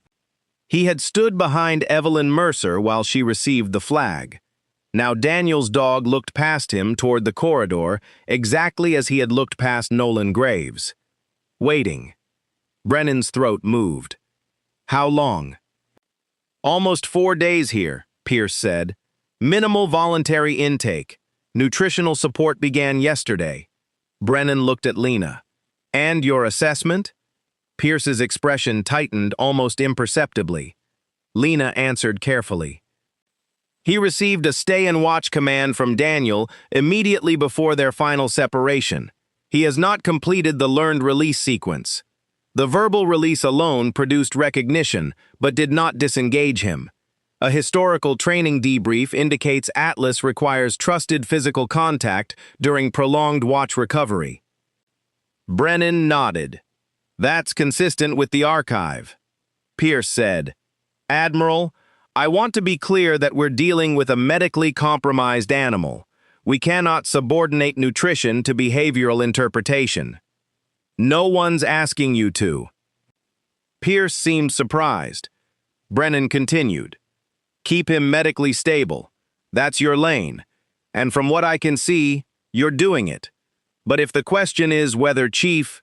He stopped, looked at Lena. Corrected himself. Whether Miss Ward's interpretation has operational basis, yes, it does. Pierce folded his arms. Operational basis is not the same as veterinary evidence. No, it isn't. Again, Pierce seemed surprised by agreement. Brennan stepped closer. But you've spent 4 days treating the medical consequence. She's trying to identify the behavioral cause. Those two things do not have to compete. Lena looked at the Admiral. That was the first sentence anyone in authority had spoken since Atlas arrived that described the problem correctly. Pierce heard it too. "What exactly are you requesting?" he asked. Brennan looked through the glass at Atlas. "A joint plan. You keep him safe. Ward leads the transition attempt. Graves provides handler context support. Family participates only if Ward says it helps." Pierce's eyebrows rose. "You are assigning a civilian nurse leadership over a behavioral intervention inside my facility. I'm requesting that the person Daniel Mercer documented as the only trusted secondary for this exact dog be allowed to do the thing Daniel documented her to do." The corridor became very quiet. Pierce looked at Lena. Lena did not look away. Brennan said, "You asked my command to verify her relevant experience. I'm answering your question." There was no insult in the sentence. That made it land harder. Pierce's face went pale at the edges. Brennan continued, "She spent 14 years keeping men and dogs alive in places I cannot discuss in this hallway. She helped write post-contact stabilization guidance for working dogs after prolonged operations. Daniel trusted her with Atlas. I trust her with Atlas." He paused. "You don't have to trust her history. Trust the dog in front of you." Samir was standing 20 feet away. Brooke beside him, the nurse supervisor near the charting station. All three heard every word. Pierce looked at Atlas again, then at the feeding tube, then at Lena. "Joint plan," he said finally. "Not surrender, not apology, but movement. Sometimes movement was enough." Lena nodded. "Joint plan." Brennan looked at her. "What do you need?" Lena answered immediately. "Time. Fewer people. Daniel's mother if she wants to come, but no one pressures her. Original leash, original collar, his field shirt, water first, no food until Atlas disengages, and I need the tube maintained until voluntary intake is reliable." Pierce looked at her. "You want to keep the tube?" "Of course. I thought you opposed it." "I opposed using it before we tried to address why he wasn't eating. Now he needs support. Removing it to prove a point would be stupid." For the first time, Pierce had no immediate answer. Brennan's mouth moved slightly. Graves looked away to hide a smile. Lena was already thinking about the next 72 hours, because now they had permission. What they did not have was certainty, and Atlas was still waiting at the door. The joint plan did not produce a miracle on day 5. Atlas slept longer, drank voluntarily, and began lying on his side in short stretches. But he still would not eat. Every 4 hours, Lena used the documented sequence: loosen the collar, apply steady contact high on the chest, wait for eye contact, say the phrase once. Your watch is over. Each time Atlas recognized it, each time some tension left his body, and each time, after a few seconds, he looked back toward the door. Pierce reviewed the chart at noon. Still no food. No, but sleep is up, water intake is up, resting posture is improving. He studied the numbers. Small changes. Small changes are how recovery looks before anyone calls it recovery. This time, Pierce entered them into his own note without dismissing them. At 1:30, Evelyn Mercer came to North Harbor. She had not attended the first attempt. She had wanted to. Then she had stood in her kitchen holding Daniel's old field shirt and discovered that wanting to help the dog and being able to walk into a room full of her son's belongings were different things. Nobody blamed her. Least of all Lena. Now Evelyn arrived carrying the blue leash Ava had left with her and a small paper grocery bag. She was 63, with Daniel's eyes and none of his physical size. She looked tired in a way sleep would not fix. Ava walked beside her. Nolan Graves followed a few paces behind, intentionally giving them space. Evelyn stopped when she saw Lena. For a long moment, she simply looked. Then she said, "You're Ward." Lena nodded. "Yes, ma'am." Evelyn's eyes filled immediately. "He wrote about you once." Lena was not prepared for that. "Daniel?" "A letter from overseas.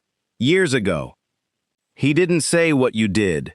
He said there was a corpsman who treated Atlas like he was one of the men and treated the men like they were being ridiculous when they complained more than the dog." Graves looked down. Ava laughed through a broken breath. Lena felt heat behind her eyes. "That sounds like him. He said you were mean. That also sounds like him." Evelyn smiled for less than a second. Then she looked toward Kennel 3. The smile disappeared. "Can he smell me?" "Probably. Will that hurt him?" Lena considered the question honestly. "It may make him search for Daniel again. It may also remind him of home. We won't know until he shows us." Evelyn nodded. "Everybody keeps saying we won't know." "I know. I hate it. I know." Evelyn looked at her. "You don't try to make things sound better." "Not if better isn't true yet." That seemed to settle something. Evelyn held out the paper grocery bag. "I brought something." Inside was a faded red kitchen towel. Lena recognized nothing about it. Evelyn explained. "Atlas's bowl sat on this at my house. Daniel always complained because the dog pushed the bowl across the tile. I put the towel under it. He used to bring Atlas every Sunday when he was home." Lena held the towel carefully. Home scent. Food context. Daniel context without being only Daniel. "This is good," she said. Evelyn's face crumpled slightly at the word good. Lena corrected. "This may help." "That's better." They did not bring Evelyn into the kennel. Not yet. Lena placed the red towel beneath Daniel's steel bowl and let Atlas smell it empty. His nose stayed against the fabric for almost 30 seconds. Then he looked through the glass. At Evelyn. The effect was immediate. He stood. His tail moved once. Evelyn covered her mouth. Atlas came to the glass. Not to the door. To her. He pressed his nose against the bottom edge. Evelyn lowered herself to her knees outside. "Hi, baby." Atlas's ears folded back.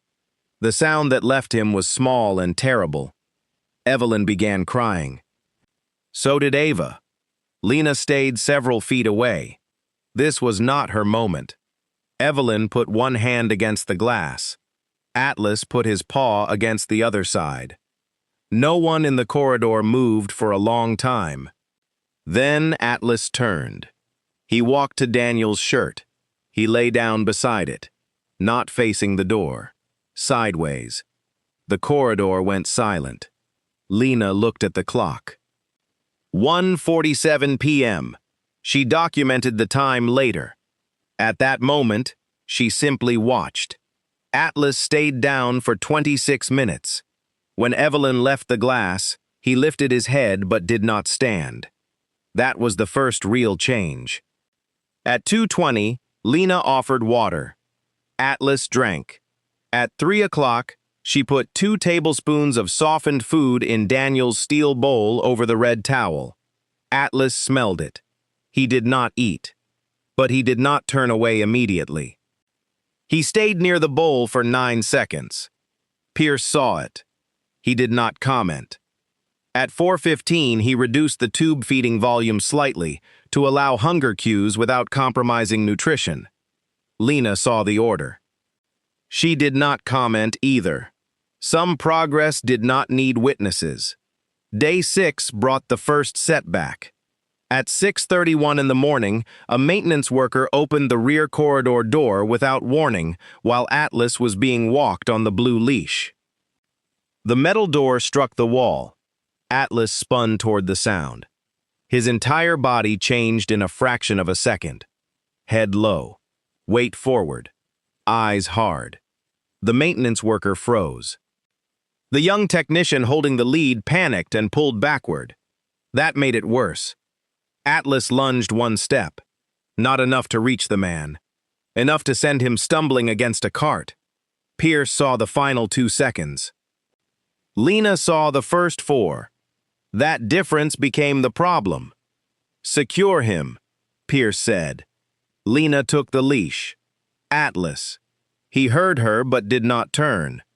She moved beside him, not in front. Palm high on the chest. 1 second. 2. His breathing came fast. She loosened the collar. Waited for his eye. When it came, she said, "Your watch is over." Atlas disengaged. Not completely. Enough. His head turned toward her. She walked him back to Kennel 3. No force. No struggle. The maintenance worker was unhurt. The technician was crying from shock. Pierce's face was hard. "That's the second aggressive incident." Lena clipped the kennel latch. "It's the second startle incident." He lunged. After a steel door slammed 6 feet away and his handler pulled against him. That does not make the lunge disappear. No, it explains it. Explanations don't protect staff. Training does.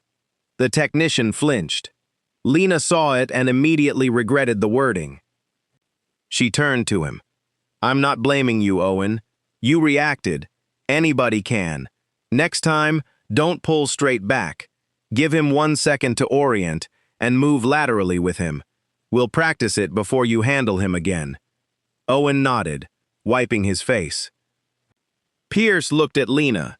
"There may not be a next time." She turned. "What does that mean?" "It means we have an animal with 2 documented threatening events in 6 days. Neither involved contact." "That's not the threshold." "What threshold?" Pierce did not answer immediately. Lena understood. "Disposition." Again. "You said joint plan. Joint treatment." "Safety remains my responsibility." "Then assess the full event." "I am." "No, you're counting incidents without context." Pierce's expression hardened. "Context does not erase risk, and risk does not erase context." Nolan Graves had arrived during the argument, and he stood at the far end of the corridor with Admiral Brennan. Neither interrupted.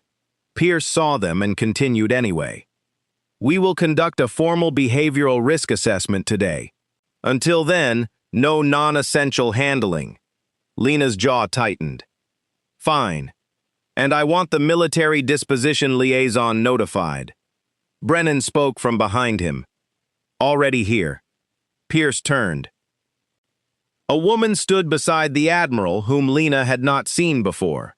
Mid-40s, Navy Veterinary Corps insignia, dark hair cut at the jaw, expression controlled. "Commander Tessa Holt," Brennan said. "Military Working Dog Program Oversight." Pierce straightened. Holt stepped forward. "I watched the security footage before coming down here." Pierce looked at her. "Already?" "Your administrator sent it with the incident notification." Holt turned to Lena.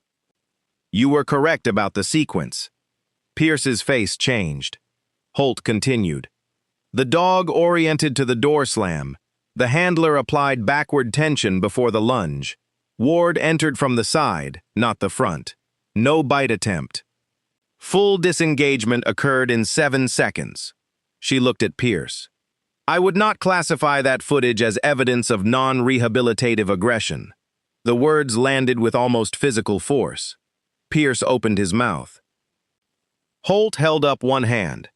"That does not mean no risk. It means we assess the correct risk." Lena looked at Brennan. He gave her the smallest nod. Not victory. Accuracy. Again, that was enough. Holt spent 90 minutes reviewing Atlas's full record. She did something Pierce had not done. She read the behavioral notes in chronological order. Every door fixation.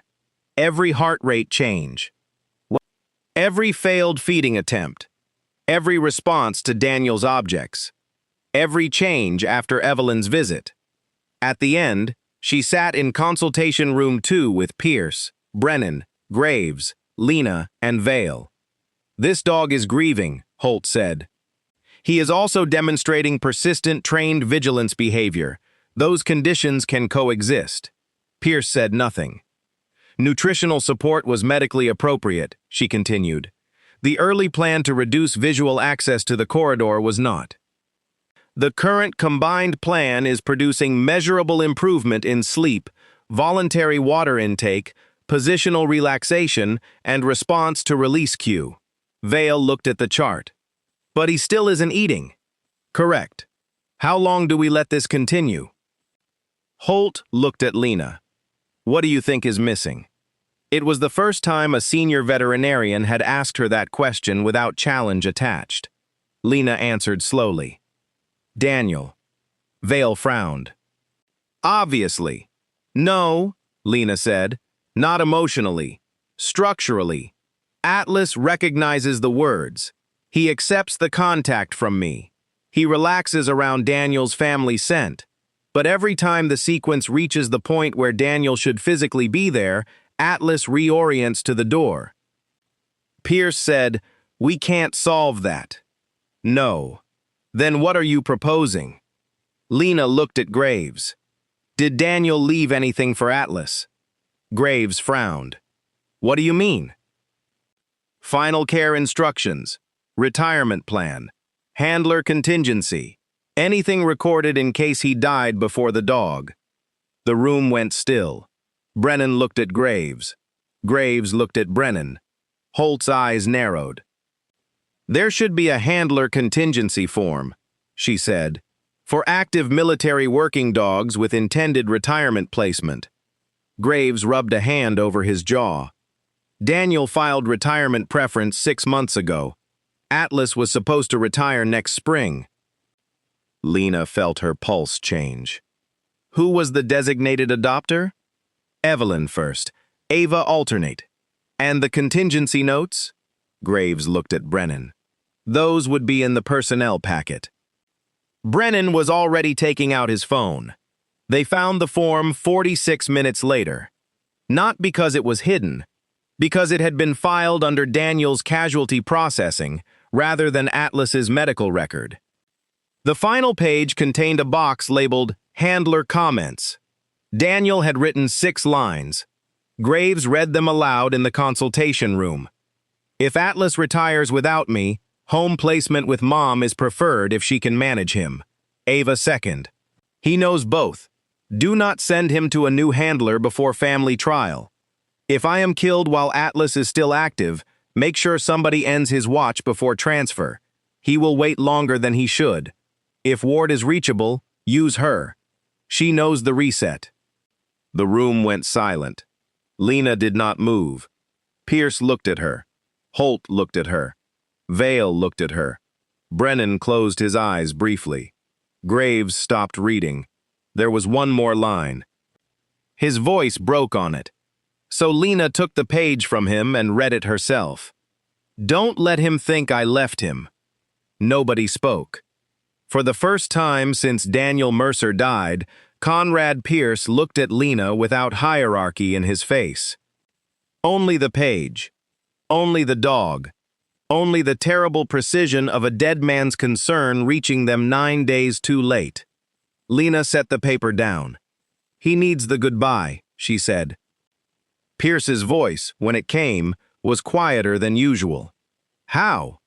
Lena looked through the consultation room window toward Kennel 3. "We stopped treating the release like a command." "Then what is it?" She swallowed. "A transfer of responsibility." Brennan looked at her. Lena continued. "Daniel always released him, and then physically became the safe point. Atlas stopped watching because Daniel took the watch back. Daniel can't do that now, so someone else has to." Graves said, "You." Lena shook her head. "Not permanently." "Who then?" She looked at Daniel's form. "Evelyn first. Ava second. His family." The plan took 2 more days. Not because anyone wanted to wait, because this time they were going to do it correctly. Evelyn needed to know what assuming responsibility for Atlas actually meant. She was not being handed a grieving pet. She was being considered as the future home for a highly trained military working dog whose entire adult life had been structured around one man, one mission rhythm, and one set of expectations. Commander Holt evaluated the house. Ava attended handling instruction.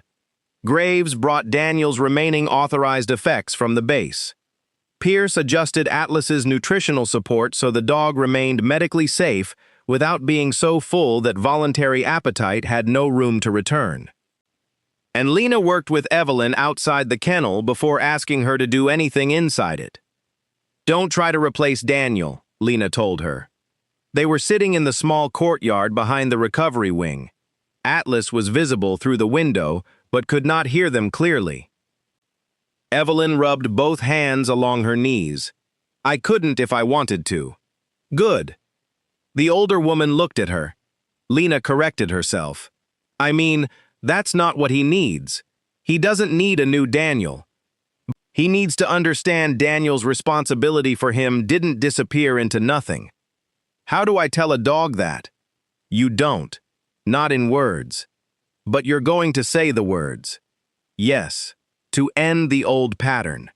After that, what matters is what you do. Feed him. Walk him. Let him sleep. Be predictable. Don't ask him for work he doesn't need to do." Evelyn looked toward the window. "Daniel was predictable." "Very. You say that like it annoyed you." "Sometimes it did." Evelyn smiled. "He color-coded his garage shelves. That doesn't surprise me. Atlas's toys had labels." Lena actually laughed. It came out before she could stop it. The sound startled her. Evelyn watched her for a moment. "You miss him." Lena looked down. There were many kinds of permission people needed before grief could become visible. Sometimes nobody had given Lena hers either. "Yes," she said. Evelyn nodded. No comfort phrase. No thank you. Just recognition. It was enough. On day 8, Atlas voluntarily ate one piece of chicken from Lena's fingers. 1. He took it at 10:06 a.m., chewed, swallowed, and then refused the second. Samir nearly shouted.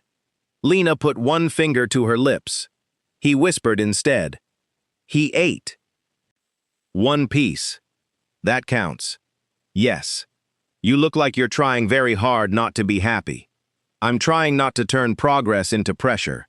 Samir looked through the glass. Can I be happy quietly? Yes.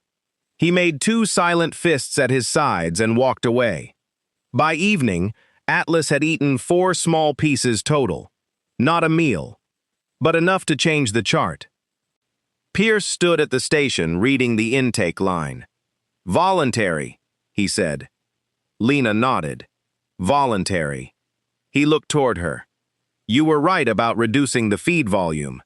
She waited. Pierce seemed irritated by the fact that she did not rescue him from the sentence. And about the vigilance pattern, he added. Lena looked at him. Thank you. He nodded once, then surprised her. I was wrong about the first day. She said nothing. When I called your interpretation sentimental projection. Still she waited. Pierce looked uncomfortable.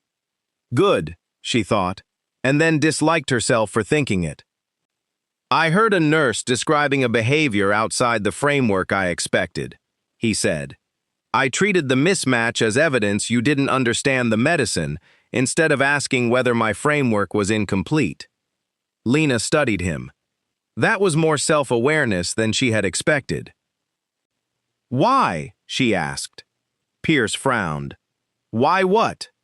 Why did you hear it differently after Brennan told you my service record? He did not answer immediately. The honest answer was visible before he gave it. Because credentials change how expertise is weighted. Should they? Sometimes. and when the observation is independently measurable. Pierce looked away. Less than I allowed them to. Lena nodded. That was as close to the center of it as they were going to get. You removed me from the case because I disagreed with you. Yes. Not because I endangered the dog. No. That needs to be in the review. Pierce looked back at her. What review? Commander Holtz, Administrator Vale requested a disposition assessment. Military oversight is reviewing the whole treatment timeline now. His expression changed. You knew? Since this morning. And you waited until now to tell me. You weren't assigned to the review. For 1 second, Pierce stared at her. Then, impossibly, he laughed. A real laugh. Short and unhappy and deserved. All right, he said. Lena almost smiled. All right. Day 9 began at 4:50 in the morning, with Atlas pulling out part of his feeding line. He did not damage himself, but the event forced a decision. Pierce could replace the line under sedation again.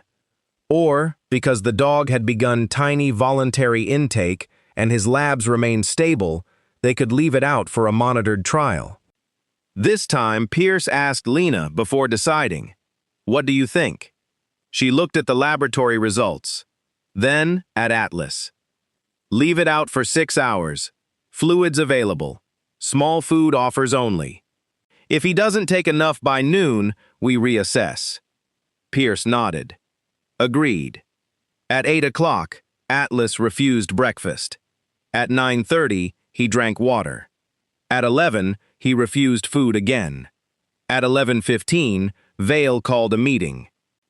The administrator had become increasingly anxious about the case, not because Atlas was uniquely medically difficult, but because Daniel Mercer's death had drawn attention from the Navy community, and the presence of a Rear Admiral at North Harbor had a way of making administrators imagine newspaper headlines before any existed. We need an endpoint, Vale said. Holt sat across from him, Pierce beside her, Lena and Brennan at the far end of the table. We have one, Holt said. If voluntary intake remains inadequate, medical support resumes. That is not the same as declaring rehabilitation failure. Vale tapped the chart.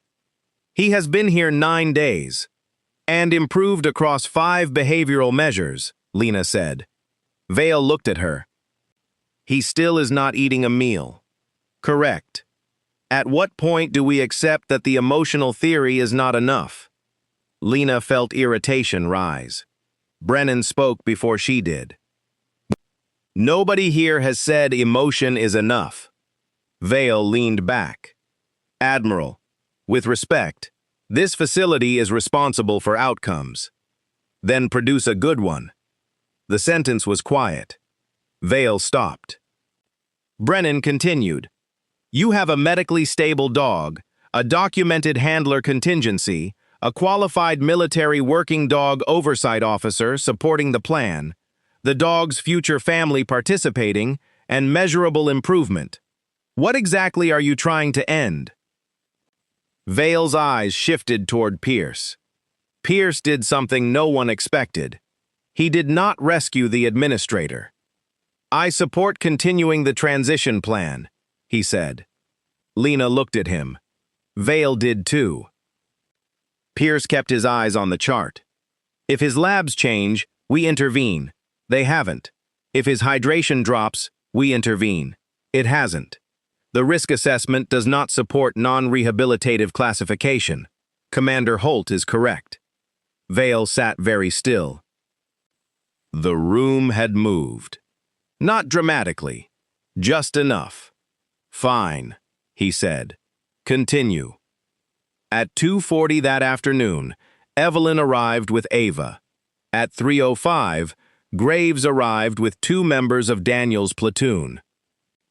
At 3:28, Brennan returned from the base wearing service uniform because he had come directly from a command event and had not changed. At 4:12, Pierce reviewed Atlas's labs one last time.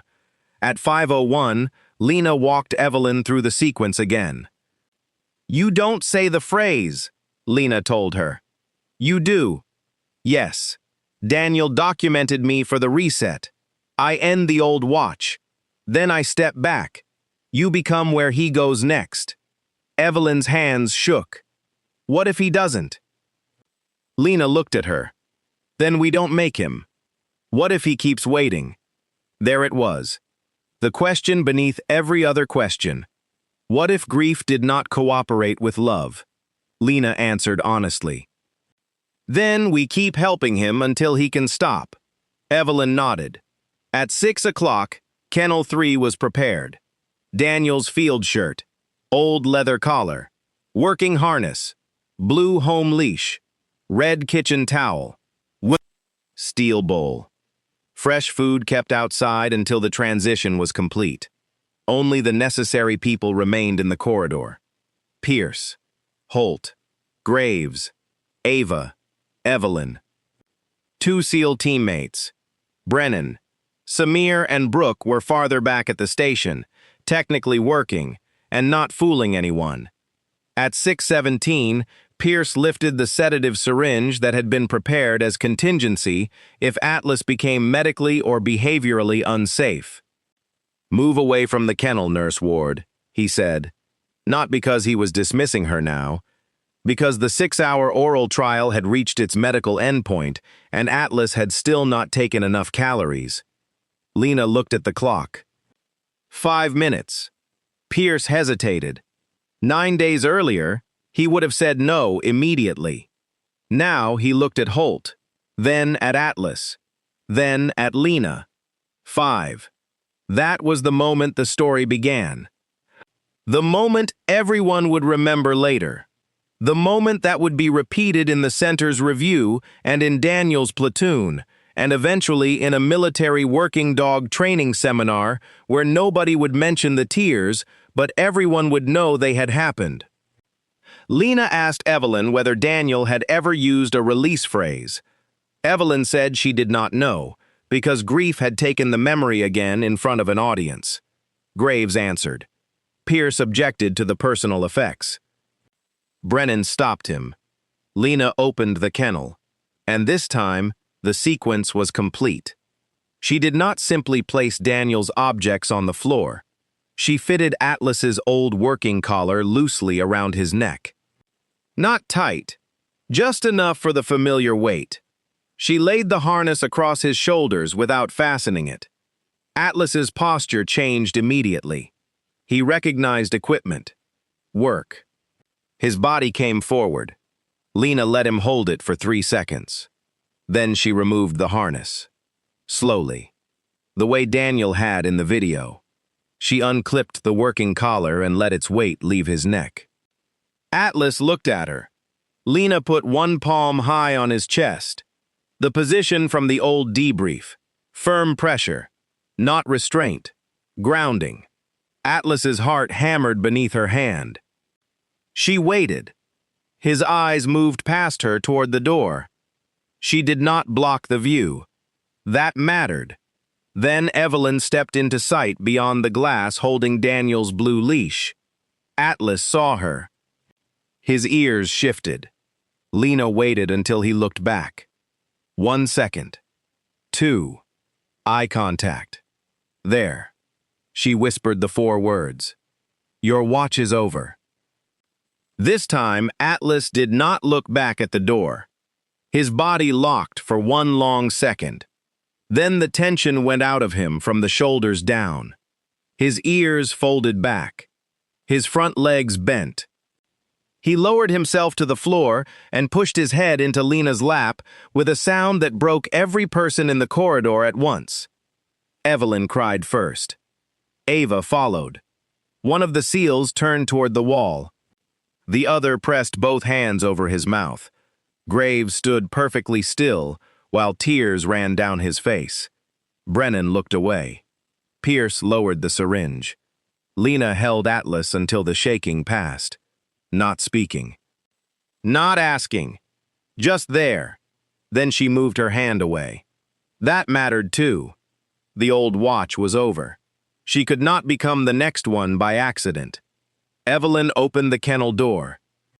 Lena had shown her where to stand. Sideways. Quiet. Blue leash loose in one hand. She did not call Atlas. She simply said, "Come home when you're ready." Not a command. Not 4 special words. Just Evelyn. Atlas lifted his head from Lena's lap. He looked at Daniel's shirt, then at the doorway, then at Evelyn.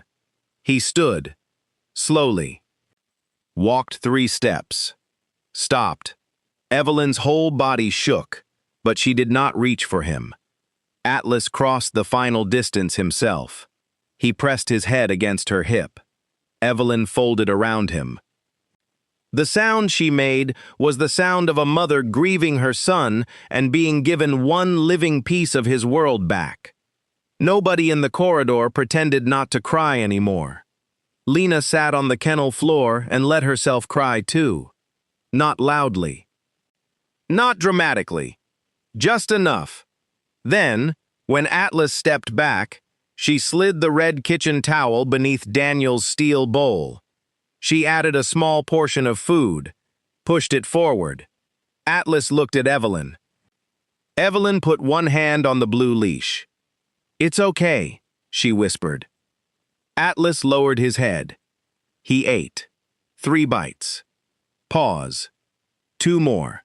Then he kept going. Not fast. Not desperately. A normal dog eating a small meal in a quiet room. That was somehow the most devastating part. Pierce took off his glasses. Brooke was openly sobbing at the station. Samir made no attempt to hide his face. Commander Holt looked down at her tablet and stopped pretending to write. Brennan stepped beside Graves. Neither man spoke, because there was nothing useful to add. Daniel Mercer was still dead. 4 words had not changed that. They had not cured grief. They had not restored 11 lost days. They had done something smaller and more important. They had told Atlas he was no longer required to wait for a man who could not return. And for the first time, he believed it. Atlas ate 83 grams that evening. Lena documented the number because numbers still mattered after tears. He drank normally. At 8:40, he slept on his side for 71 uninterrupted minutes. At 10:03, he woke, checked the door once, then looked toward the red towel and lay back down. That was the moment Lena knew the change was real. Not because he never looked for Daniel again. He did. He would for a long time. Because looking no longer required him to stand guard. The next morning, Pierce removed the feeding tube order from the plan.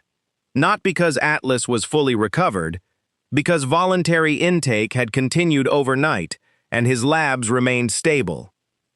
At 9:15, Pierce called a staff meeting. Everyone expected a clinical update. They got one.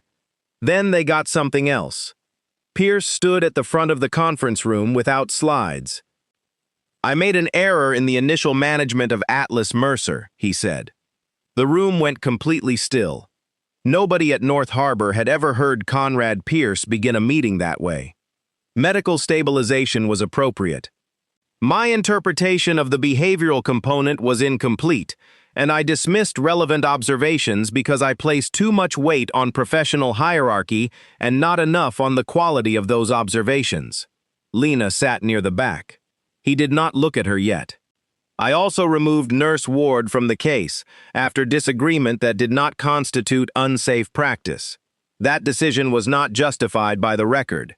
Now he looked at her. I have corrected it in writing. No applause. Lena was glad. Applause would have made it performance. This was better. A fact placed on the record where the earlier fact had been wrong. Commander Holt's review produced 3 recommendations within 2 weeks. First, military working dogs experiencing handler loss would receive formal transition history review before behavioral disposition decisions. Second, personal handler routines and contingency forms would become part of the transfer packet rather than remaining separated inside casualty paperwork. Third, nursing and technical observations during working dog rehabilitation would require documented clinical response when they identified measurable behavioral patterns rather than being dismissible without explanation. Pierce signed all three. Vale did too. The center board required him to. That part helped. Atlas remained at North Harbor for 19 more days. Recovery was ordinary after that, which meant it was difficult in unremarkable ways. Some mornings he ate everything. Some mornings he left half. He startled at boots in the hallway twice. He slept better when Daniel's shirt stayed near the bed. He began walking with Evelyn every afternoon. At first, Lena went with them. Then she walked 10 feet behind. Then 20. Then she stopped going. The first day Atlas left the building with Evelyn and did not look back for Lena, Samir found her standing at the window. "You okay?" "Yes." He didn't look back. "I know. You sound happy about that." Lena watched the blue leash disappear around the corner. "I am." Samir understood after a second. "Because that means he isn't transferring the watch to you." "Exactly. You're kind of strange." "I've been told." He left her there. On day 28, Atlas went home with Evelyn Mercer. Ava had prepared the house. Daniel's old bed stayed where it had always been, but the bedroom door would remain open. The red kitchen towel went beneath the bowl. The blue leash hung beside the back door. Evelyn had completed every handling session Holt required. She had also learned the most important rule from Lena: do not turn grief into a job. Atlas did not need to protect the memory of Daniel. He only needed to be allowed to carry it. Before they left, Evelyn hugged Lena. Lena stiffened for half a second, then hugged her back. "He trusted you," Evelyn whispered. Lena knew she meant both of them. "I trusted him too." Evelyn stepped back. "Daniel or Atlas?" Lena smiled. "Yes." Evelyn laughed through tears. Atlas walked out beside her. At the main door, he stopped, turned once, looked at Lena, not waiting, not asking, just looking. Lena lifted 2 fingers in the small signal Daniel used to use from across a room. Atlas's tail moved once. Then he left. 3 weeks later, Rear Admiral Brennan returned to North Harbor with a folder. Inside was a formal Navy commendation for Lena's civilian assistance and a proposal from Commander Holt. A part-time advisory role helping build the new military working dog transition protocol while Lena kept her patients at North Harbor. "Who asked for me?" Lena said. "Holt." "Graves." "Pierce." Her head came up. "Pierce?" Brennan smiled faintly. "Apparently people can learn." Lena accepted the folder but promised only to read it. Before leaving, Brennan sent one final unclassified video from Daniel's archive. Lena watched it alone after her shift. Daniel sat on a vehicle tailgate with a younger Atlas beside him, while someone off-camera asked what would happen when the dog retired. Daniel scratched Atlas behind the ears. "He'll hate it for 2 weeks. Then he'll discover couches and become completely useless." He looked down at the dog. "You hear that? One day your watch is over. You get to be somebody's dog." Atlas sneezed. Daniel laughed. The clip ended. A minute later, Lena's phone buzzed with a photo from Ava. Atlas was asleep upside down on Evelyn's couch, all 4 paws in the air, Daniel's blue leash on the floor below him. The caption read, "Apparently he discovered couches." Lena laughed and cried at the same time. Then she wiped her face and went back to the floor. Months later, people at North Harbor would remember the dramatic parts first. The admiral in uniform, the SEALs in the hallway, the dog who had not eaten, the dead handler's field shirt, the 4 words. Everyone crying behind the glass. Those were the easy things to remember because they looked like moments. But Lena remembered the smaller things. The first 6 ice chips Atlas took from her hand. The 4-second sleep on day 2. Brooke's unsigned photocopy on the locker.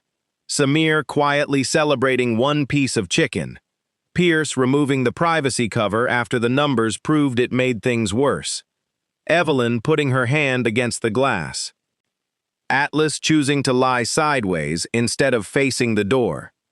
Those were the real changes. Not 1 miracle. 100 permissions. Permission to rest. Permission to drink. Permission to remember without standing guard. Permission to belong to a family without betraying the man he had belonged beside. Permission to live after someone he loved did not. That was what the 4 words meant in the end. Not forget him. Not replace him. Not move on, as if grief were a road with only one direction. Just this. The work Daniel had given Atlas was finished. The love was not.